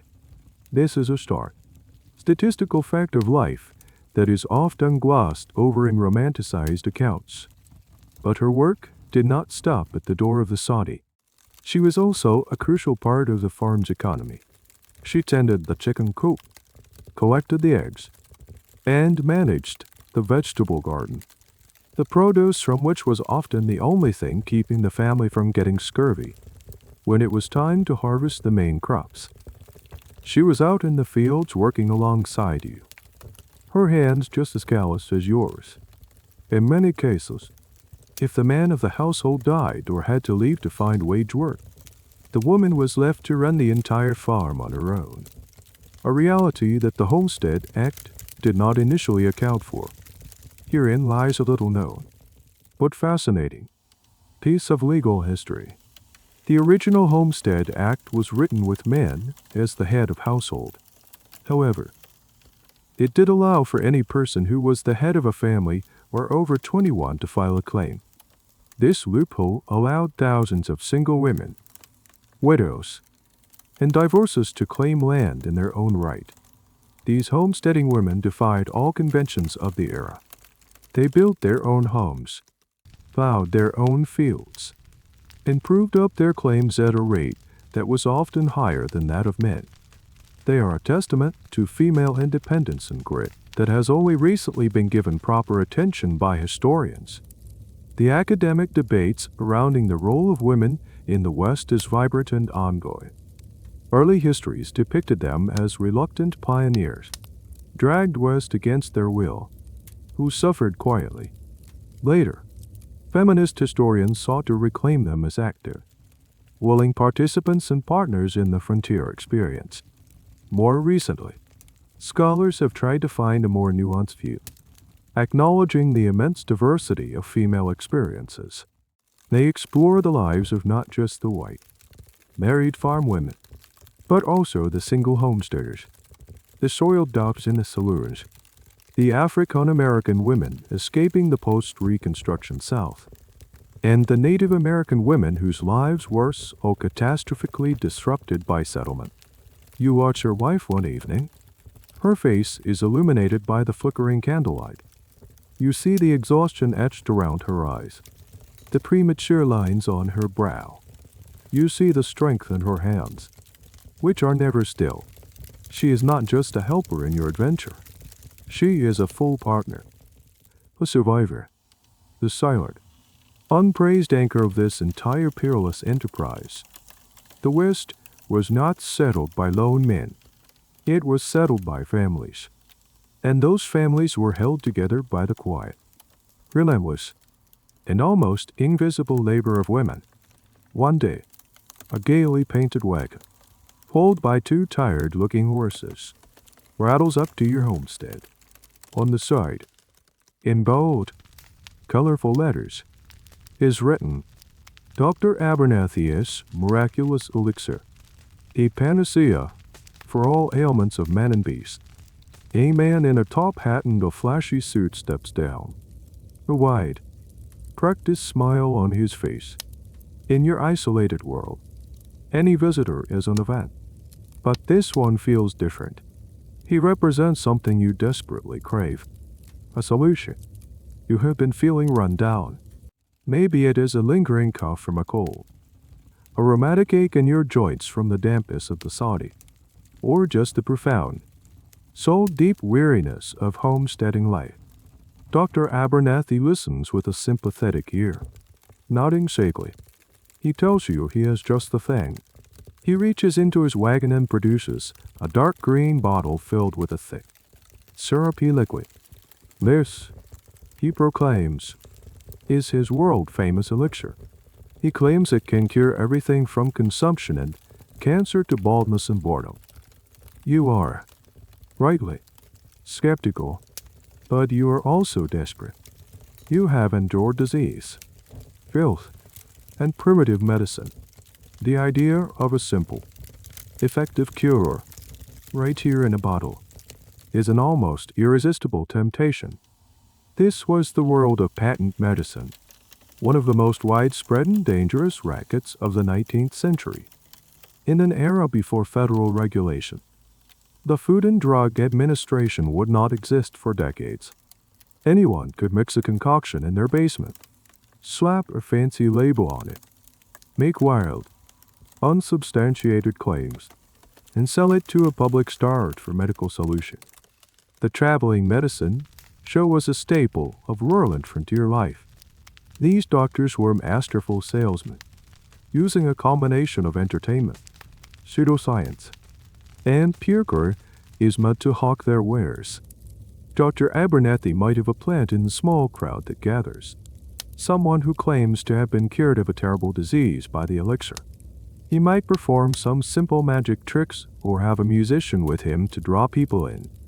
It is part revival meeting, part theater, and part scam. You decide to buy a bottle. It costs a significant portion of your meager cash reserves, but the promise of health feels worth it. You get back to your sodium, following the instructions. Take a large spoonful. The first thing you notice is a pleasant, warming sensation that spreads through your body. Your aches seem to fade. Your cough quiets, and the grim reality of your life softens around the edges. You feel better, much better. The elixir works. Or does it? What you are actually feeling are the effects of the two most common active ingredients in 19th century patent medicines, alcohol and opium. Many of these miraculous tonics were, in reality, little more than sweetened, flavored liquor. Some had an alcohol content higher than whiskey, making them particularly popular in dry counties where outright liquor sales were forbidden. You were not curing your ailment. You were just getting tipsy.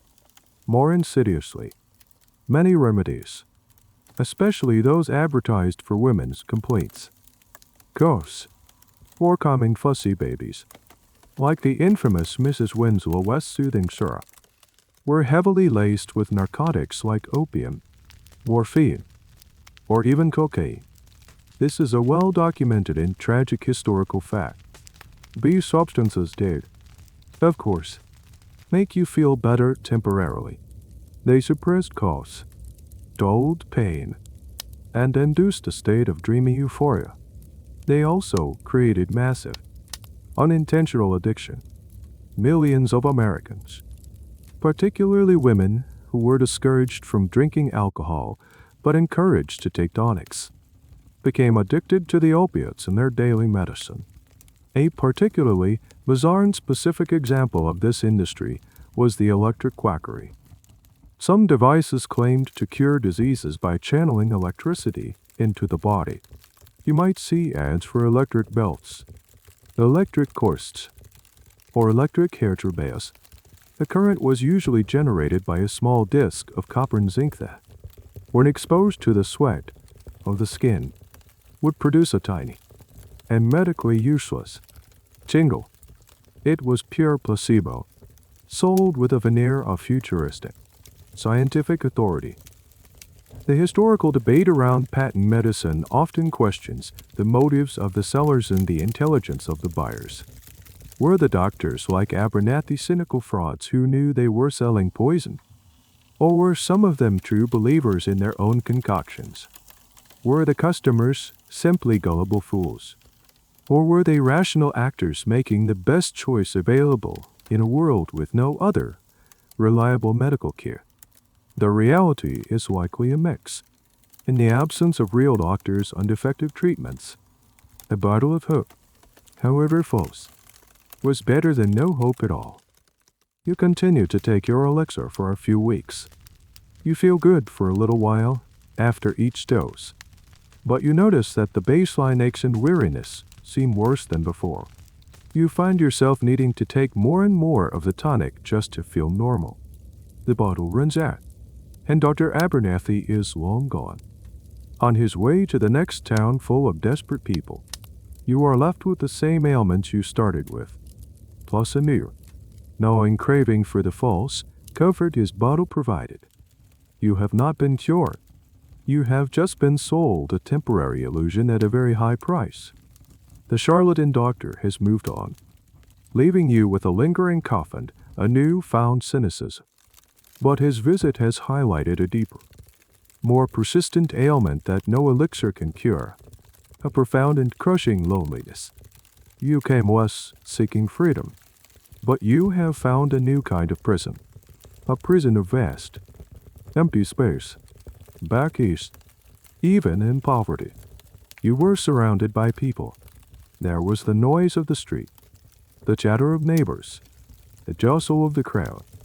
Here, on your 160-acre claim, the defining feature of your life is silence. You can go for days, sometimes weeks, without seeing another human being outside of your immediate family. The only sounds are the incessant wind, the cry of a hawk, and the beating of your own heart. This isolation is more than just a lack of social contact. It is a deep, psychological burden. You stand at the door of your soddy and look out at the horizon. It is a perfect, unbroken circle. The sky is immense, and you are a tiny, insignificant speck at the center of it. The landscape, which once seemed majestic and full of promise, now feels oppressive and alienating. It is a beauty so vast and indifferent that it makes you feel utterly and completely alone. Your daily routine is a solitary one. You work your fields alone. You eat your meals with only your own thoughts for company. You go to sleep in a silence so profound it feels like a weight on your chest. You find yourself talking to your oxen, just to hear the sound of a voice. You begin to feel unmoored, as if your own identity is starting to fray at the edges. This condition was a well-documented phenomenon of frontier life, often referred to as prairie madness or prairie fever. While not a formal medical diagnosis, it described a range of mental health issues, severe depression, anxiety, withdrawal, and occasionally, episodes of violence that seemed to be triggered by the extreme isolation and hardship of homesteading. Women, who were often even more isolated than the men, were considered particularly susceptible. They would spend endless days trapped inside the dark, cramped confines of the soddy, staring out at the same unchanging, empty landscape. The historical accounts are filled with tragic stories. A woman who would sit and rock back and forth for hours, humming a single, tuneless note. A man who suddenly became convinced his neighbors were plotting against him and barricaded himself in his home. These were people pushed to the breaking point by a lack of human connection. The promise of independence had become the reality of solitary confinement. In this profoundly lonely environment, any link to the outside world became incredibly precious. This is where you encounter a small, but vital, piece of frontier life. The mail, the arrival of the letter, was a monumental event. It was a tangible link to the world you left behind, a reminder that you were still connected to a wider web of humanity. You would read and reread a letter from family back east until the paper was soft and worn. The words a lifeline in a sea of solitude. Even stranger, and more poignant, was the role of newspapers and magazines. Publications like Harper's Weekly or regional newspapers were cherished. You would read every single word, from the national news to the advertisements for patent medicines and farm equipment. Here is a quirky detail. Because paper was so scarce, these newspapers served a second life. Once read, they were used for everything. You would use the pages to paper the dirt walls of your soddy, to keep the soil from crumbling, to provide a bit of insulation, and to brighten the gloomy interior. You could literally end up living inside the news of the day. They were also used as toilet paper, a fact that led to the folksy wisdom that you should always read a page before you used it. The historical debate around prairie madness is ongoing. Was it a genuine, environmentally induced psychological condition, or was it simply a catch-all term for the pre-existing mental health issues that people brought west with them, which were then exacerbated by the harsh conditions? Some scholars also argue that the term was sometimes used to enforce social norms, labeling women who were unhappy with their domestic situation or who defied convention as mad. Whatever its precise definition, the sheer volume of anecdotal evidence from diaries, letters, and doctors' records makes it clear that a profound sense of despair and psychological distress was a core part of the homesteader experience for many. You sit at your rough-hewn table, the wind howling its lonely song outside your door. You feel a deep, aching hunger that no amount of food can satisfy. It is a hunger for conversation, for a shared laugh, for the simple, reassuring presence of another person. You came west to be your own master, but you have learned a hard truth. A man may be able to survive alone, but he cannot truly live that way. The greatest wilderness you have to conquer is not the one outside your door, but the one that has grown inside your own heart. Years pass. You have weathered the storms, both literal and psychological. You have broken the sod, fought the pests, and eked out a modest existence. The nearby town has grown. The muddy track has been replaced by a more or less graded street. There are a few more permanent buildings, a church with a small steeple, and even a schoolhouse. It seems like the chaos is finally settling into a stable, permanent community. You allow yourself to feel a sense of cautious optimism. Maybe the worst is truly over. Then, one day, the news arrives, carried by a rider on a lathered horse. The railroad, which was supposed to build its main line through your town, has changed its plans. A powerful rancher and a group of speculators in the next county offered them a better deal, free and under hefty subsidy. The new line will bypass your town by 30 miles. A collective groan of despair ripples through the community. The railroad was everything. It was the artery that brought supplies and uncarried crops out. It was the promise of growth, of prosperity, of connection to the outside world. Without it, your town is on life support. This was a classic and brutal part of the Western story. Towns lived and died by the railroad.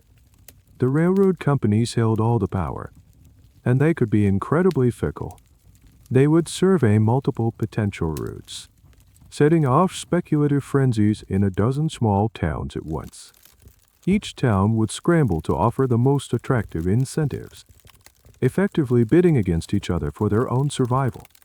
The railroad companies would play them off one another, extracting the maximum possible concessions before making a final, often ruthless, decision. The effect on your town is immediate and catastrophic. The general store owner, who had just invested in a large new stock of goods, sees his future evaporate. The blacksmith, the saloon owner, the barber, they all know what is coming. The flow of travelers and commerce will divert to the new railhead town. Your town has been cut off from the economic bloodstream of the nation. You start to see the signs of decay. Thy family you know, who had just finished building a neat little frame house, quietly packs up their wagon in the middle of the night and leaves.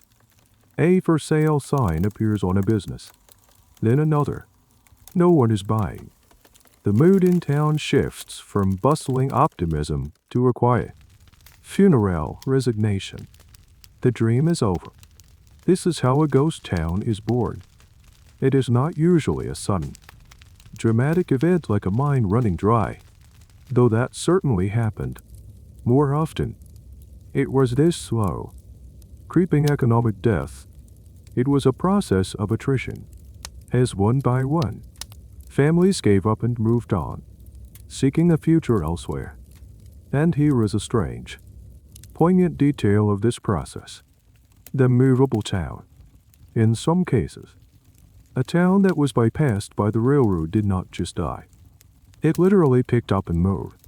If the buildings were simple wood frame structures, the entire town could be disassembled, put on rollers or wagons, and physically dragged across the prairie to a new location next to the railroad tracks. There are incredible historical photographs of entire hotels and banks being pulled across the open plains by massive teams of oxen.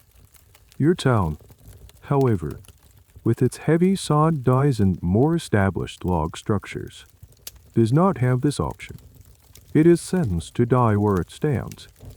The historical debate on this topic often concerns the role of the railroad as both a creator and a destroyer. Were the railroads the great engine of progress, unifying the country and opening the West to settlement? Or were they rapacious monopolies that exploited farmers, destroyed communities at will, and wielded a corrupting influence on politics? The answer, as is often the case, is that they were both. They were amoral forces of capitalism, creating immense growth and opportunity in one place while leaving a trail of broken dreams and abandoned towns in another. A year later, you ride through what is left of the town. It is a shadow of its former self. Half the buildings are boarded up, their false fronts spilling. Weeds are growing in the middle of the main street. A loose shutter bangs in the constant wind. A lonely, rhythmic sound. The few remaining residents have a haunted, defeated look in their eyes. The vibrant, chaotic, hopeful place you once knew is gone, replaced by a husk. You see your own story mirrored in the town's fate, a story of immense struggle and investment, all wiped out by a distant, indifferent economic decision. The West, you realize, doesn't takes away with equal, breathtaking cruelty.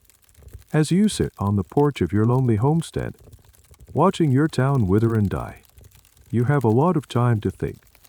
Your world has been defined by a constant struggle against the elements, against disease, against economic forces you cannot control.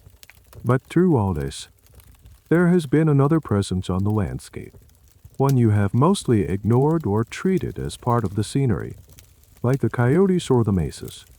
No, in the quiet decline, you start to see them more clearly. The Native Americans. When you first arrived, your head was filled with the stories you had heard back east. They were depicted as either savage, bloodthirsty warriors, a constant threat to be feared and fought, or as noble, primitive children of nature, a romantic but fading part of the wilderness. Your actual encounters have been few and far between. You might have seen a small, quiet group ride past your claim in the distance, or traded for some blankets with a woman who came to your door. They were a peripheral part of your world. Now, you begin to understand a staggering, fundamental truth. This was their world first. The creek you get your water from had a name in their language long before you ever saw it. The hill where you graze your oxen is a sacred place in their cosmology. The very land you call your claim, the 160 acres you believe is yours by right of law and labor, was their hunting ground for generations. You are not a pioneer in an empty wilderness. You are an intruder in someone else's home. This realization reframes your entire journey. The free land promised by the Homestead Act was not free.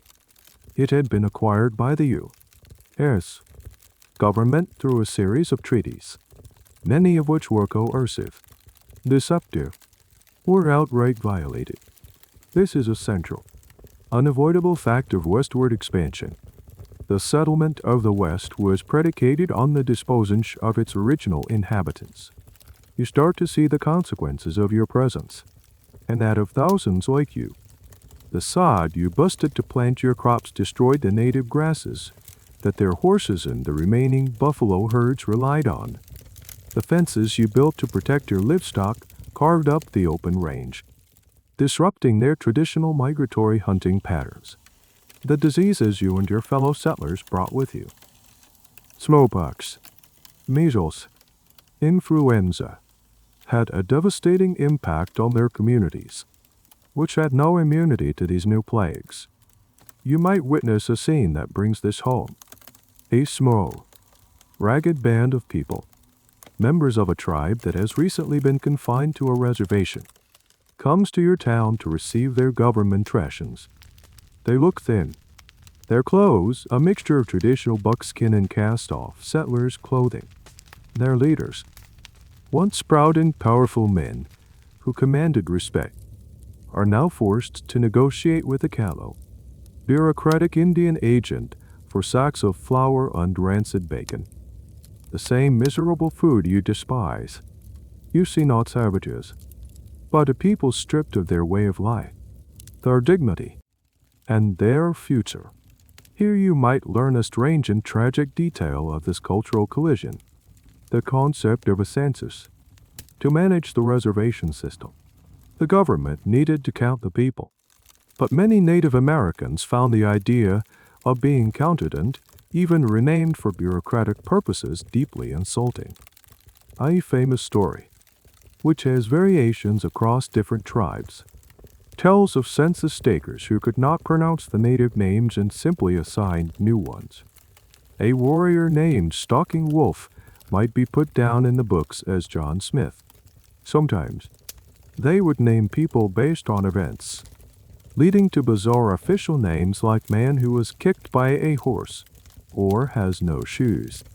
It was a small but profound act of erasure, stripping away identity in the name of administrative efficiency.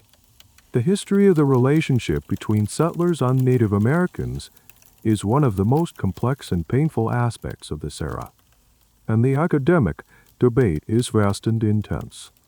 For a long time, the dominant narrative was one of manifest destiny and the inevitable triumph of a superior civilization. Revisionist historians have since worked to tell the story from the Native American perspective, focusing on resistance, adaptation, and the sheer trauma of conquest. Today, scholars try to understand the nuances of these interactions, acknowledging that the relationship was not always one of open warfare, but also included periods of trade, cooperation, and complex cultural exchange. Even amidst the overarching story of displacement, you look at your own struggles, the drought, the blizzards, the loneliness. They are real and they are hard. But for the first time, you recognize that your dream has been built upon the ruins of someone else's. The garden of the world that was promised to you was a garden that had to be emptied of its original gardeners first. This is a heavy, uncomfortable truth, and it adds a new, bitter layer to your understanding of your place in the West. The land feels less like your conquest and more like a stolen inheritance.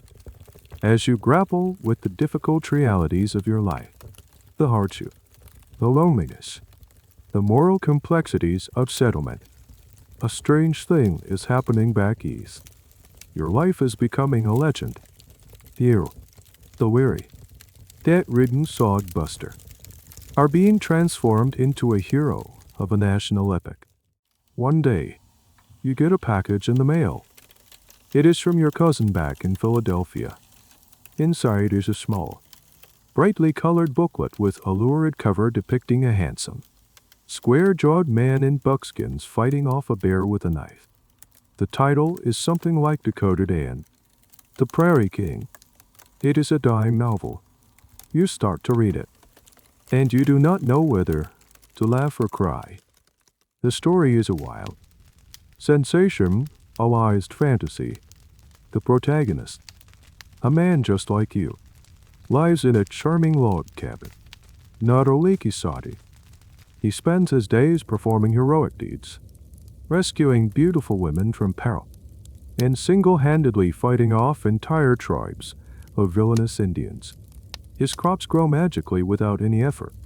He never gets sick, and he speaks in a flowery, theatrical language that no one you know has ever used.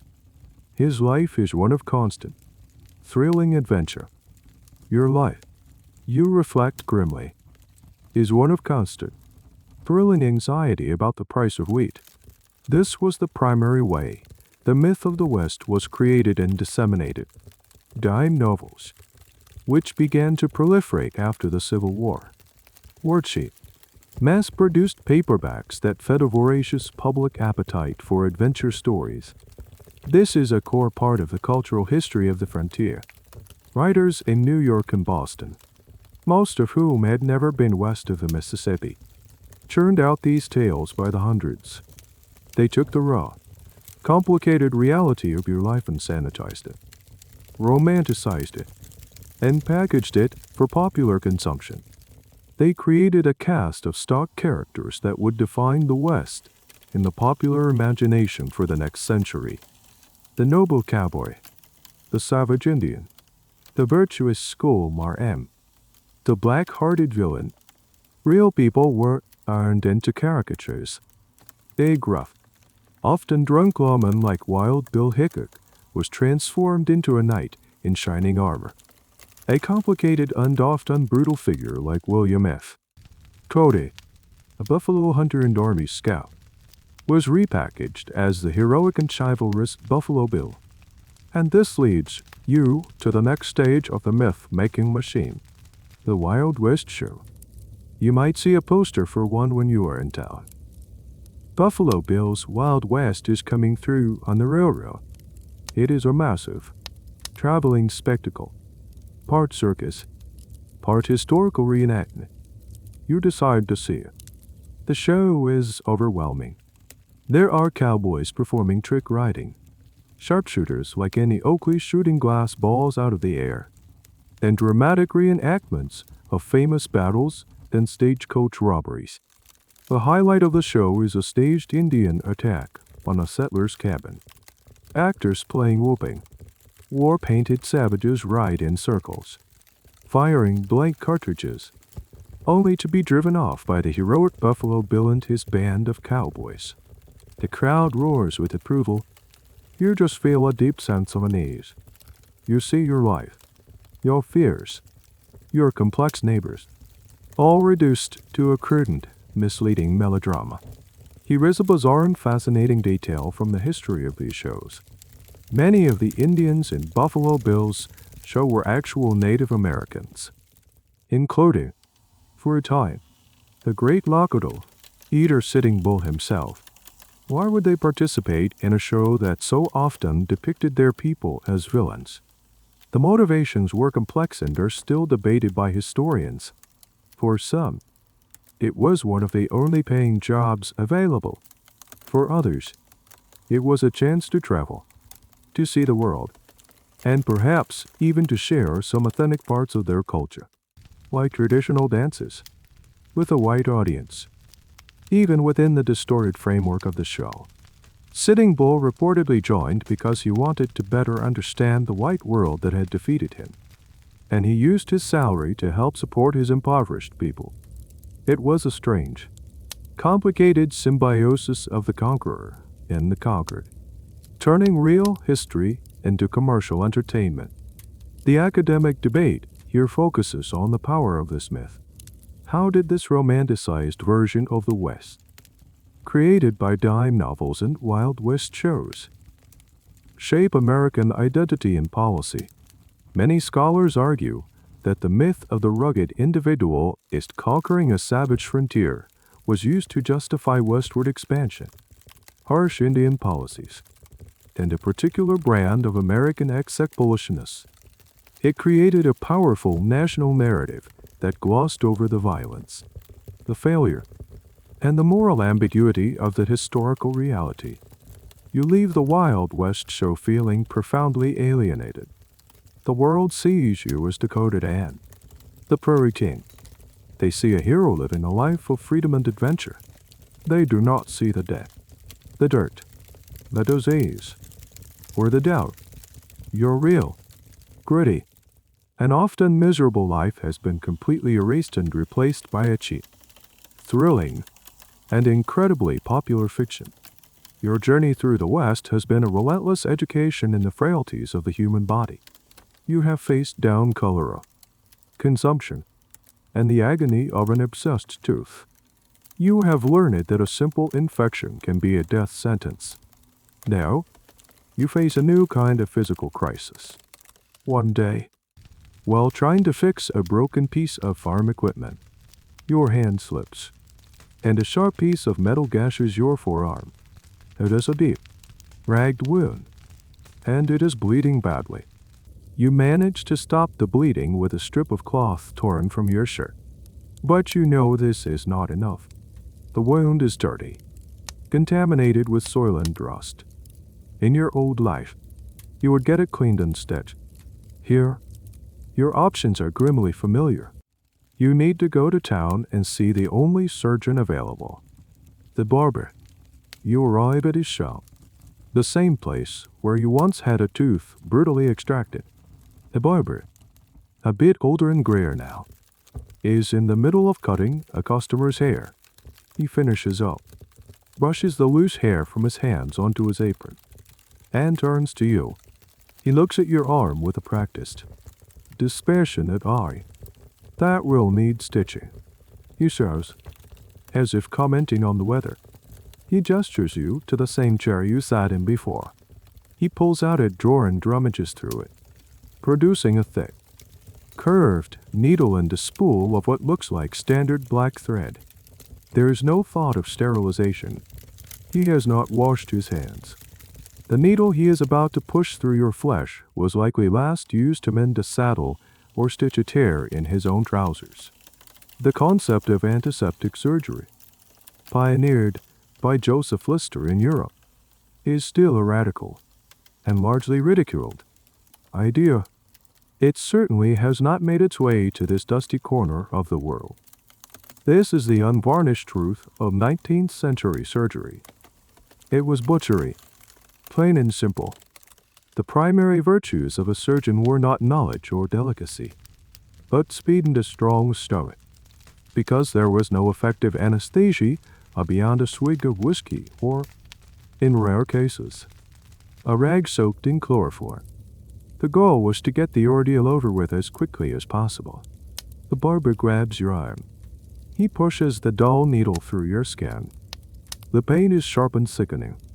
You bite down hard on a piece of leather he gives you. Your knuckles white. He works quickly, pulling the edges of your wound together with crude, clumsy stitches. He ties it off, slaps a bandage of questionable cleanliness over it, and charges you 50 cents. The entire procedure is over into minutes. Now begins the waiting game. You go home and pray that your body's own defenses are strong enough to fight off the inevitable infection. In the coming days, the area around the stitches becomes red, swollen, and hot to the touch. It begins to throb with a familiar, sickening pain. The wound is infected. You develop a fever. You are now in a race against sepsis, or blood poisoning, a condition that was almost always fatal. This is where you might encounter one of the most bizarre and horrifying medical tools of the era, the maggot. While it sounds like something from a nightmare, the therapeutic use of maggots is a historically documented phenomenon that has, in a strange twist, seen a modern revival. Civil War surgeons and frontier doctors sometimes observed that wounds that became infested with maggots seemed to heal better and were less likely to develop gangrene. They did not understand why, but they saw the results. The maggots, they noticed, would consume only the dead, rotting tissue, leaving the healthy tissue behind. They were, in essence, tiny, highly effective surgeons, cleaning the wound far more precisely than any human could. While it was not a standard or intentional treatment, and the thought is utterly repulsive, your survival might paradoxically depend on your wound becoming infested with fly larvae. The historical debate among medical historians on this topic is fascinating. They often discuss the pre-listeria and mindset. How did doctors and patients alike tolerate such appallingly unhygienic conditions? The consensus is that they simply did not know any better. They believed that infection, the laudable pus that so often formed in wounds, was a natural and even necessary part of the healing process. The idea that invisible germs on the surgeon's hands or tools were the actual cause of death was a revolutionary concept that took decades to be accepted. You lie in your soddy, feverish and weak, your arm a source of radiating pain. You watch the red streaks of infection begin to crawl up your limb, a sure sign that the poison is spreading through your bloodstream. Your fate rests not on the skill of your doctor, but on the random chance of your own immune system or, perhaps, on the gruesome intervention of blowflies. It is another stark reminder that in the West, the line between life and death is terrifyingly thin, and the things that are supposed to heal you are often just as dangerous as the things that hurt you. Miraculously, your fever breaks. The infection in your arm recedes, leaving behind a puckered, ugly scar that will serve as a permanent souvenir of frontier surgery. You feel like an old man, though you have only been out here for a decade or so. You are a survivor, a patchwork of scars both physical and mental. As you slowly resume your work, you begin to notice a new addition to the landscape, something that will change the West more profoundly than the railroad. The plow, or the pistol.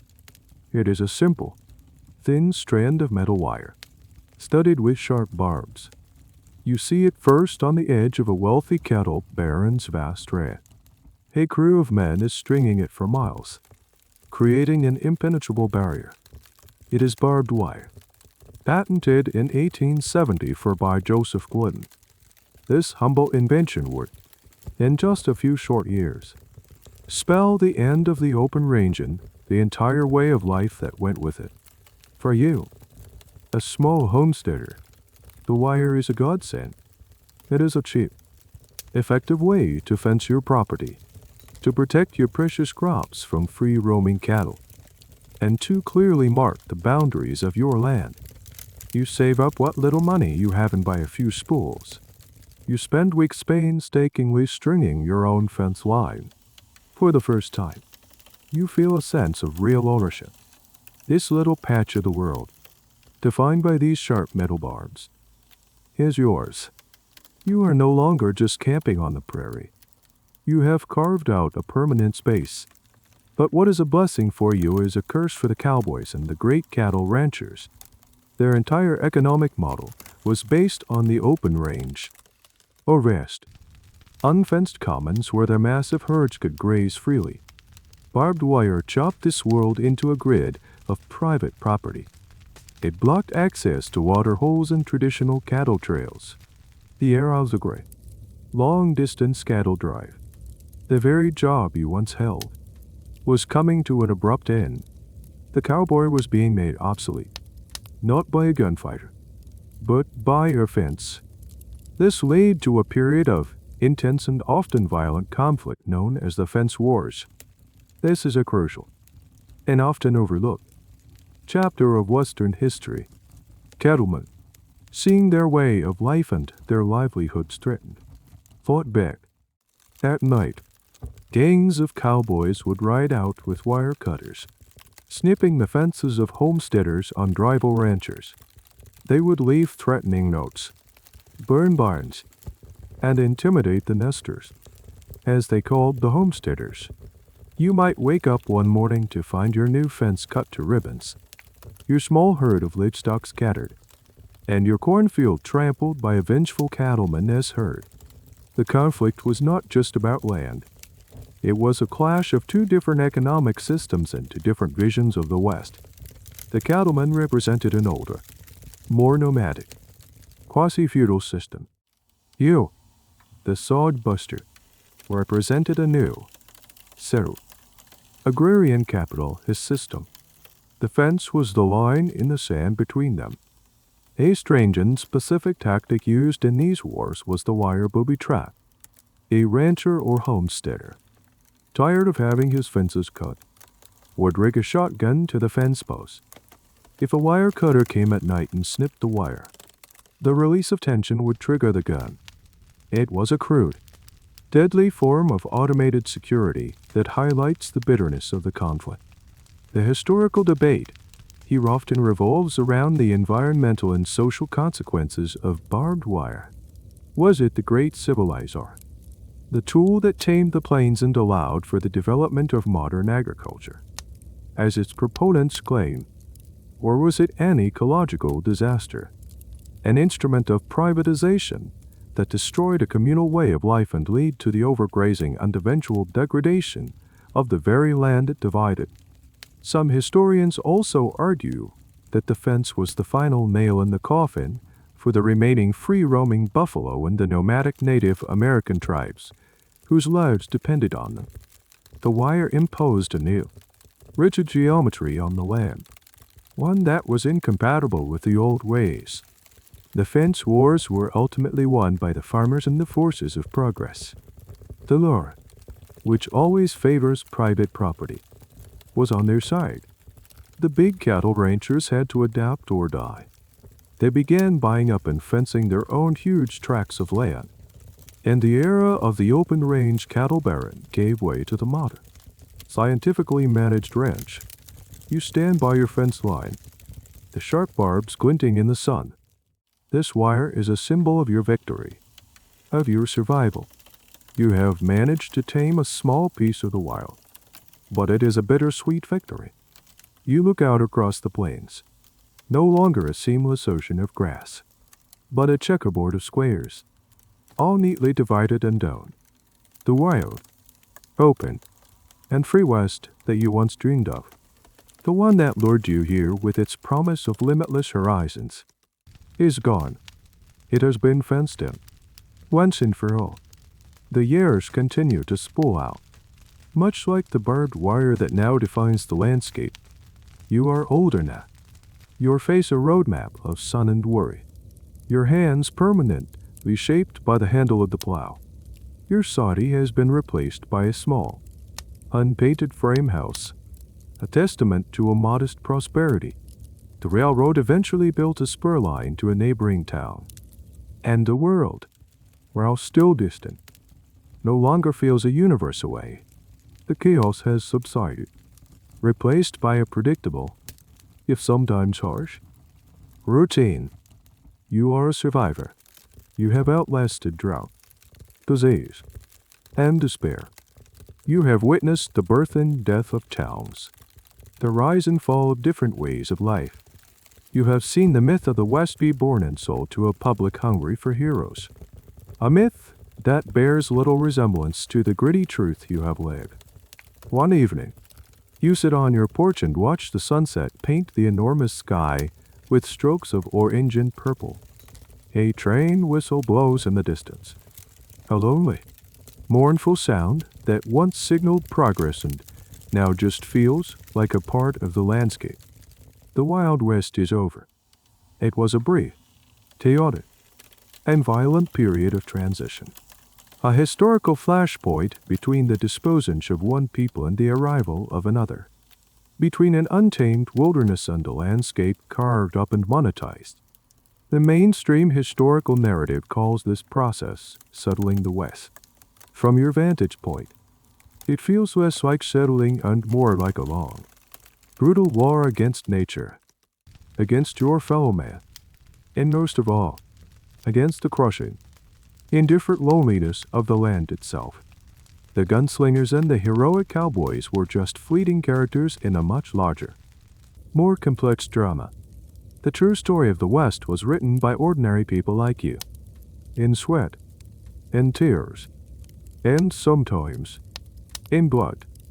It was written in the breaking of the sod, the digging of the wells, the raising of the fences, and the burying of the dead. You think about the handbill that started it all, the one that promised a garden of the world. It was a lie, of course, but perhaps you reflect. All great journeys begin with a lie. The lie gets you to move, to take the first impossible step. The truth is what you find along the way. The truth is that the garden was not waiting for you. It had to be built, inch by painfully, out of a wilderness that was actively hostile to its creation. A strange and final detail of this era is the old settlers' picnic. As the frontier era closed, the survivors, the first wave of homesteaders like you, began to hold annual reunions. They would gather to share stories, to remember those who did not make it, and to celebrate their own endurance. It is a fascinating phenomenon because their stories, told in hindsight, often began to mirror the very myths they knew to be false. They would conveniently forget the dirt, the disease, and the despair, and instead remember the adventures, the camaraderie, and the triumph of their own survival. They became the first curators of their own legend, smoothing over the rough edges of their own history. The academic debate about the closing of the frontier, famously announced by the historian Frederick Jackson Turner in 1893, continues to this day. Was the frontier a place, a specific line on a map that was now gone, or was it a process, a recurring cycle in American history? Turner argued that the frontier experience had forged the American character, making it individualistic, democratic, and resilient. Later historians have challenged this, arguing that the story is far more complicated, a tale not just of triumph, but of conquest, environmental destruction, and the creation of new forms of economic dependency. The West was not a single story, but a collision of many. The last light fades from the sky, and the stars begin to appear, sharp and brilliant in the clear prairie air. You are not the hero from the dime novels. You are not a king of the prairie. You are simply a man who endured. You came west seeking a fantasy and found a reality far harsher and more profound than you could have ever imagined. The Wild West is gone, tamed by the very people it tried so hard to break. And you, against all odds, are still here. And so, your long, hard journey in the Old West comes to a close. The dust settles. The wind softens to a whisper. In the rest, quiet darkness of the prairie night envelops you. Feel the hard-earned peace of a survivor, the deep rest that comes after a lifetime of struggle, the anxieties about the railroad, the fences, the price of wheat. Let them all drift away now, like tumbleweeds in a gentle breeze. They are just stories, echoes from a time long past. You can feel the cool, clean air of the plains filling your lungs, carrying the scent of dry grass and distant rain. The world around you is calm. The frantic energy of the boomtowns and the thunder of the stampedes have faded into a deep and profound silence. There is nothing left to fight, nothing left to fear. There is only this quiet, this stillness. You are sinking gently into the landscape, becoming a part of the history you witnessed. Your breathing slows, matching the gentle rhythm of the sleeping earth. You are safe. You are at peace. You are drifting into a well-deserved dream, far away from the hardships of the trail, into the soft comfort of a long and restful sleep.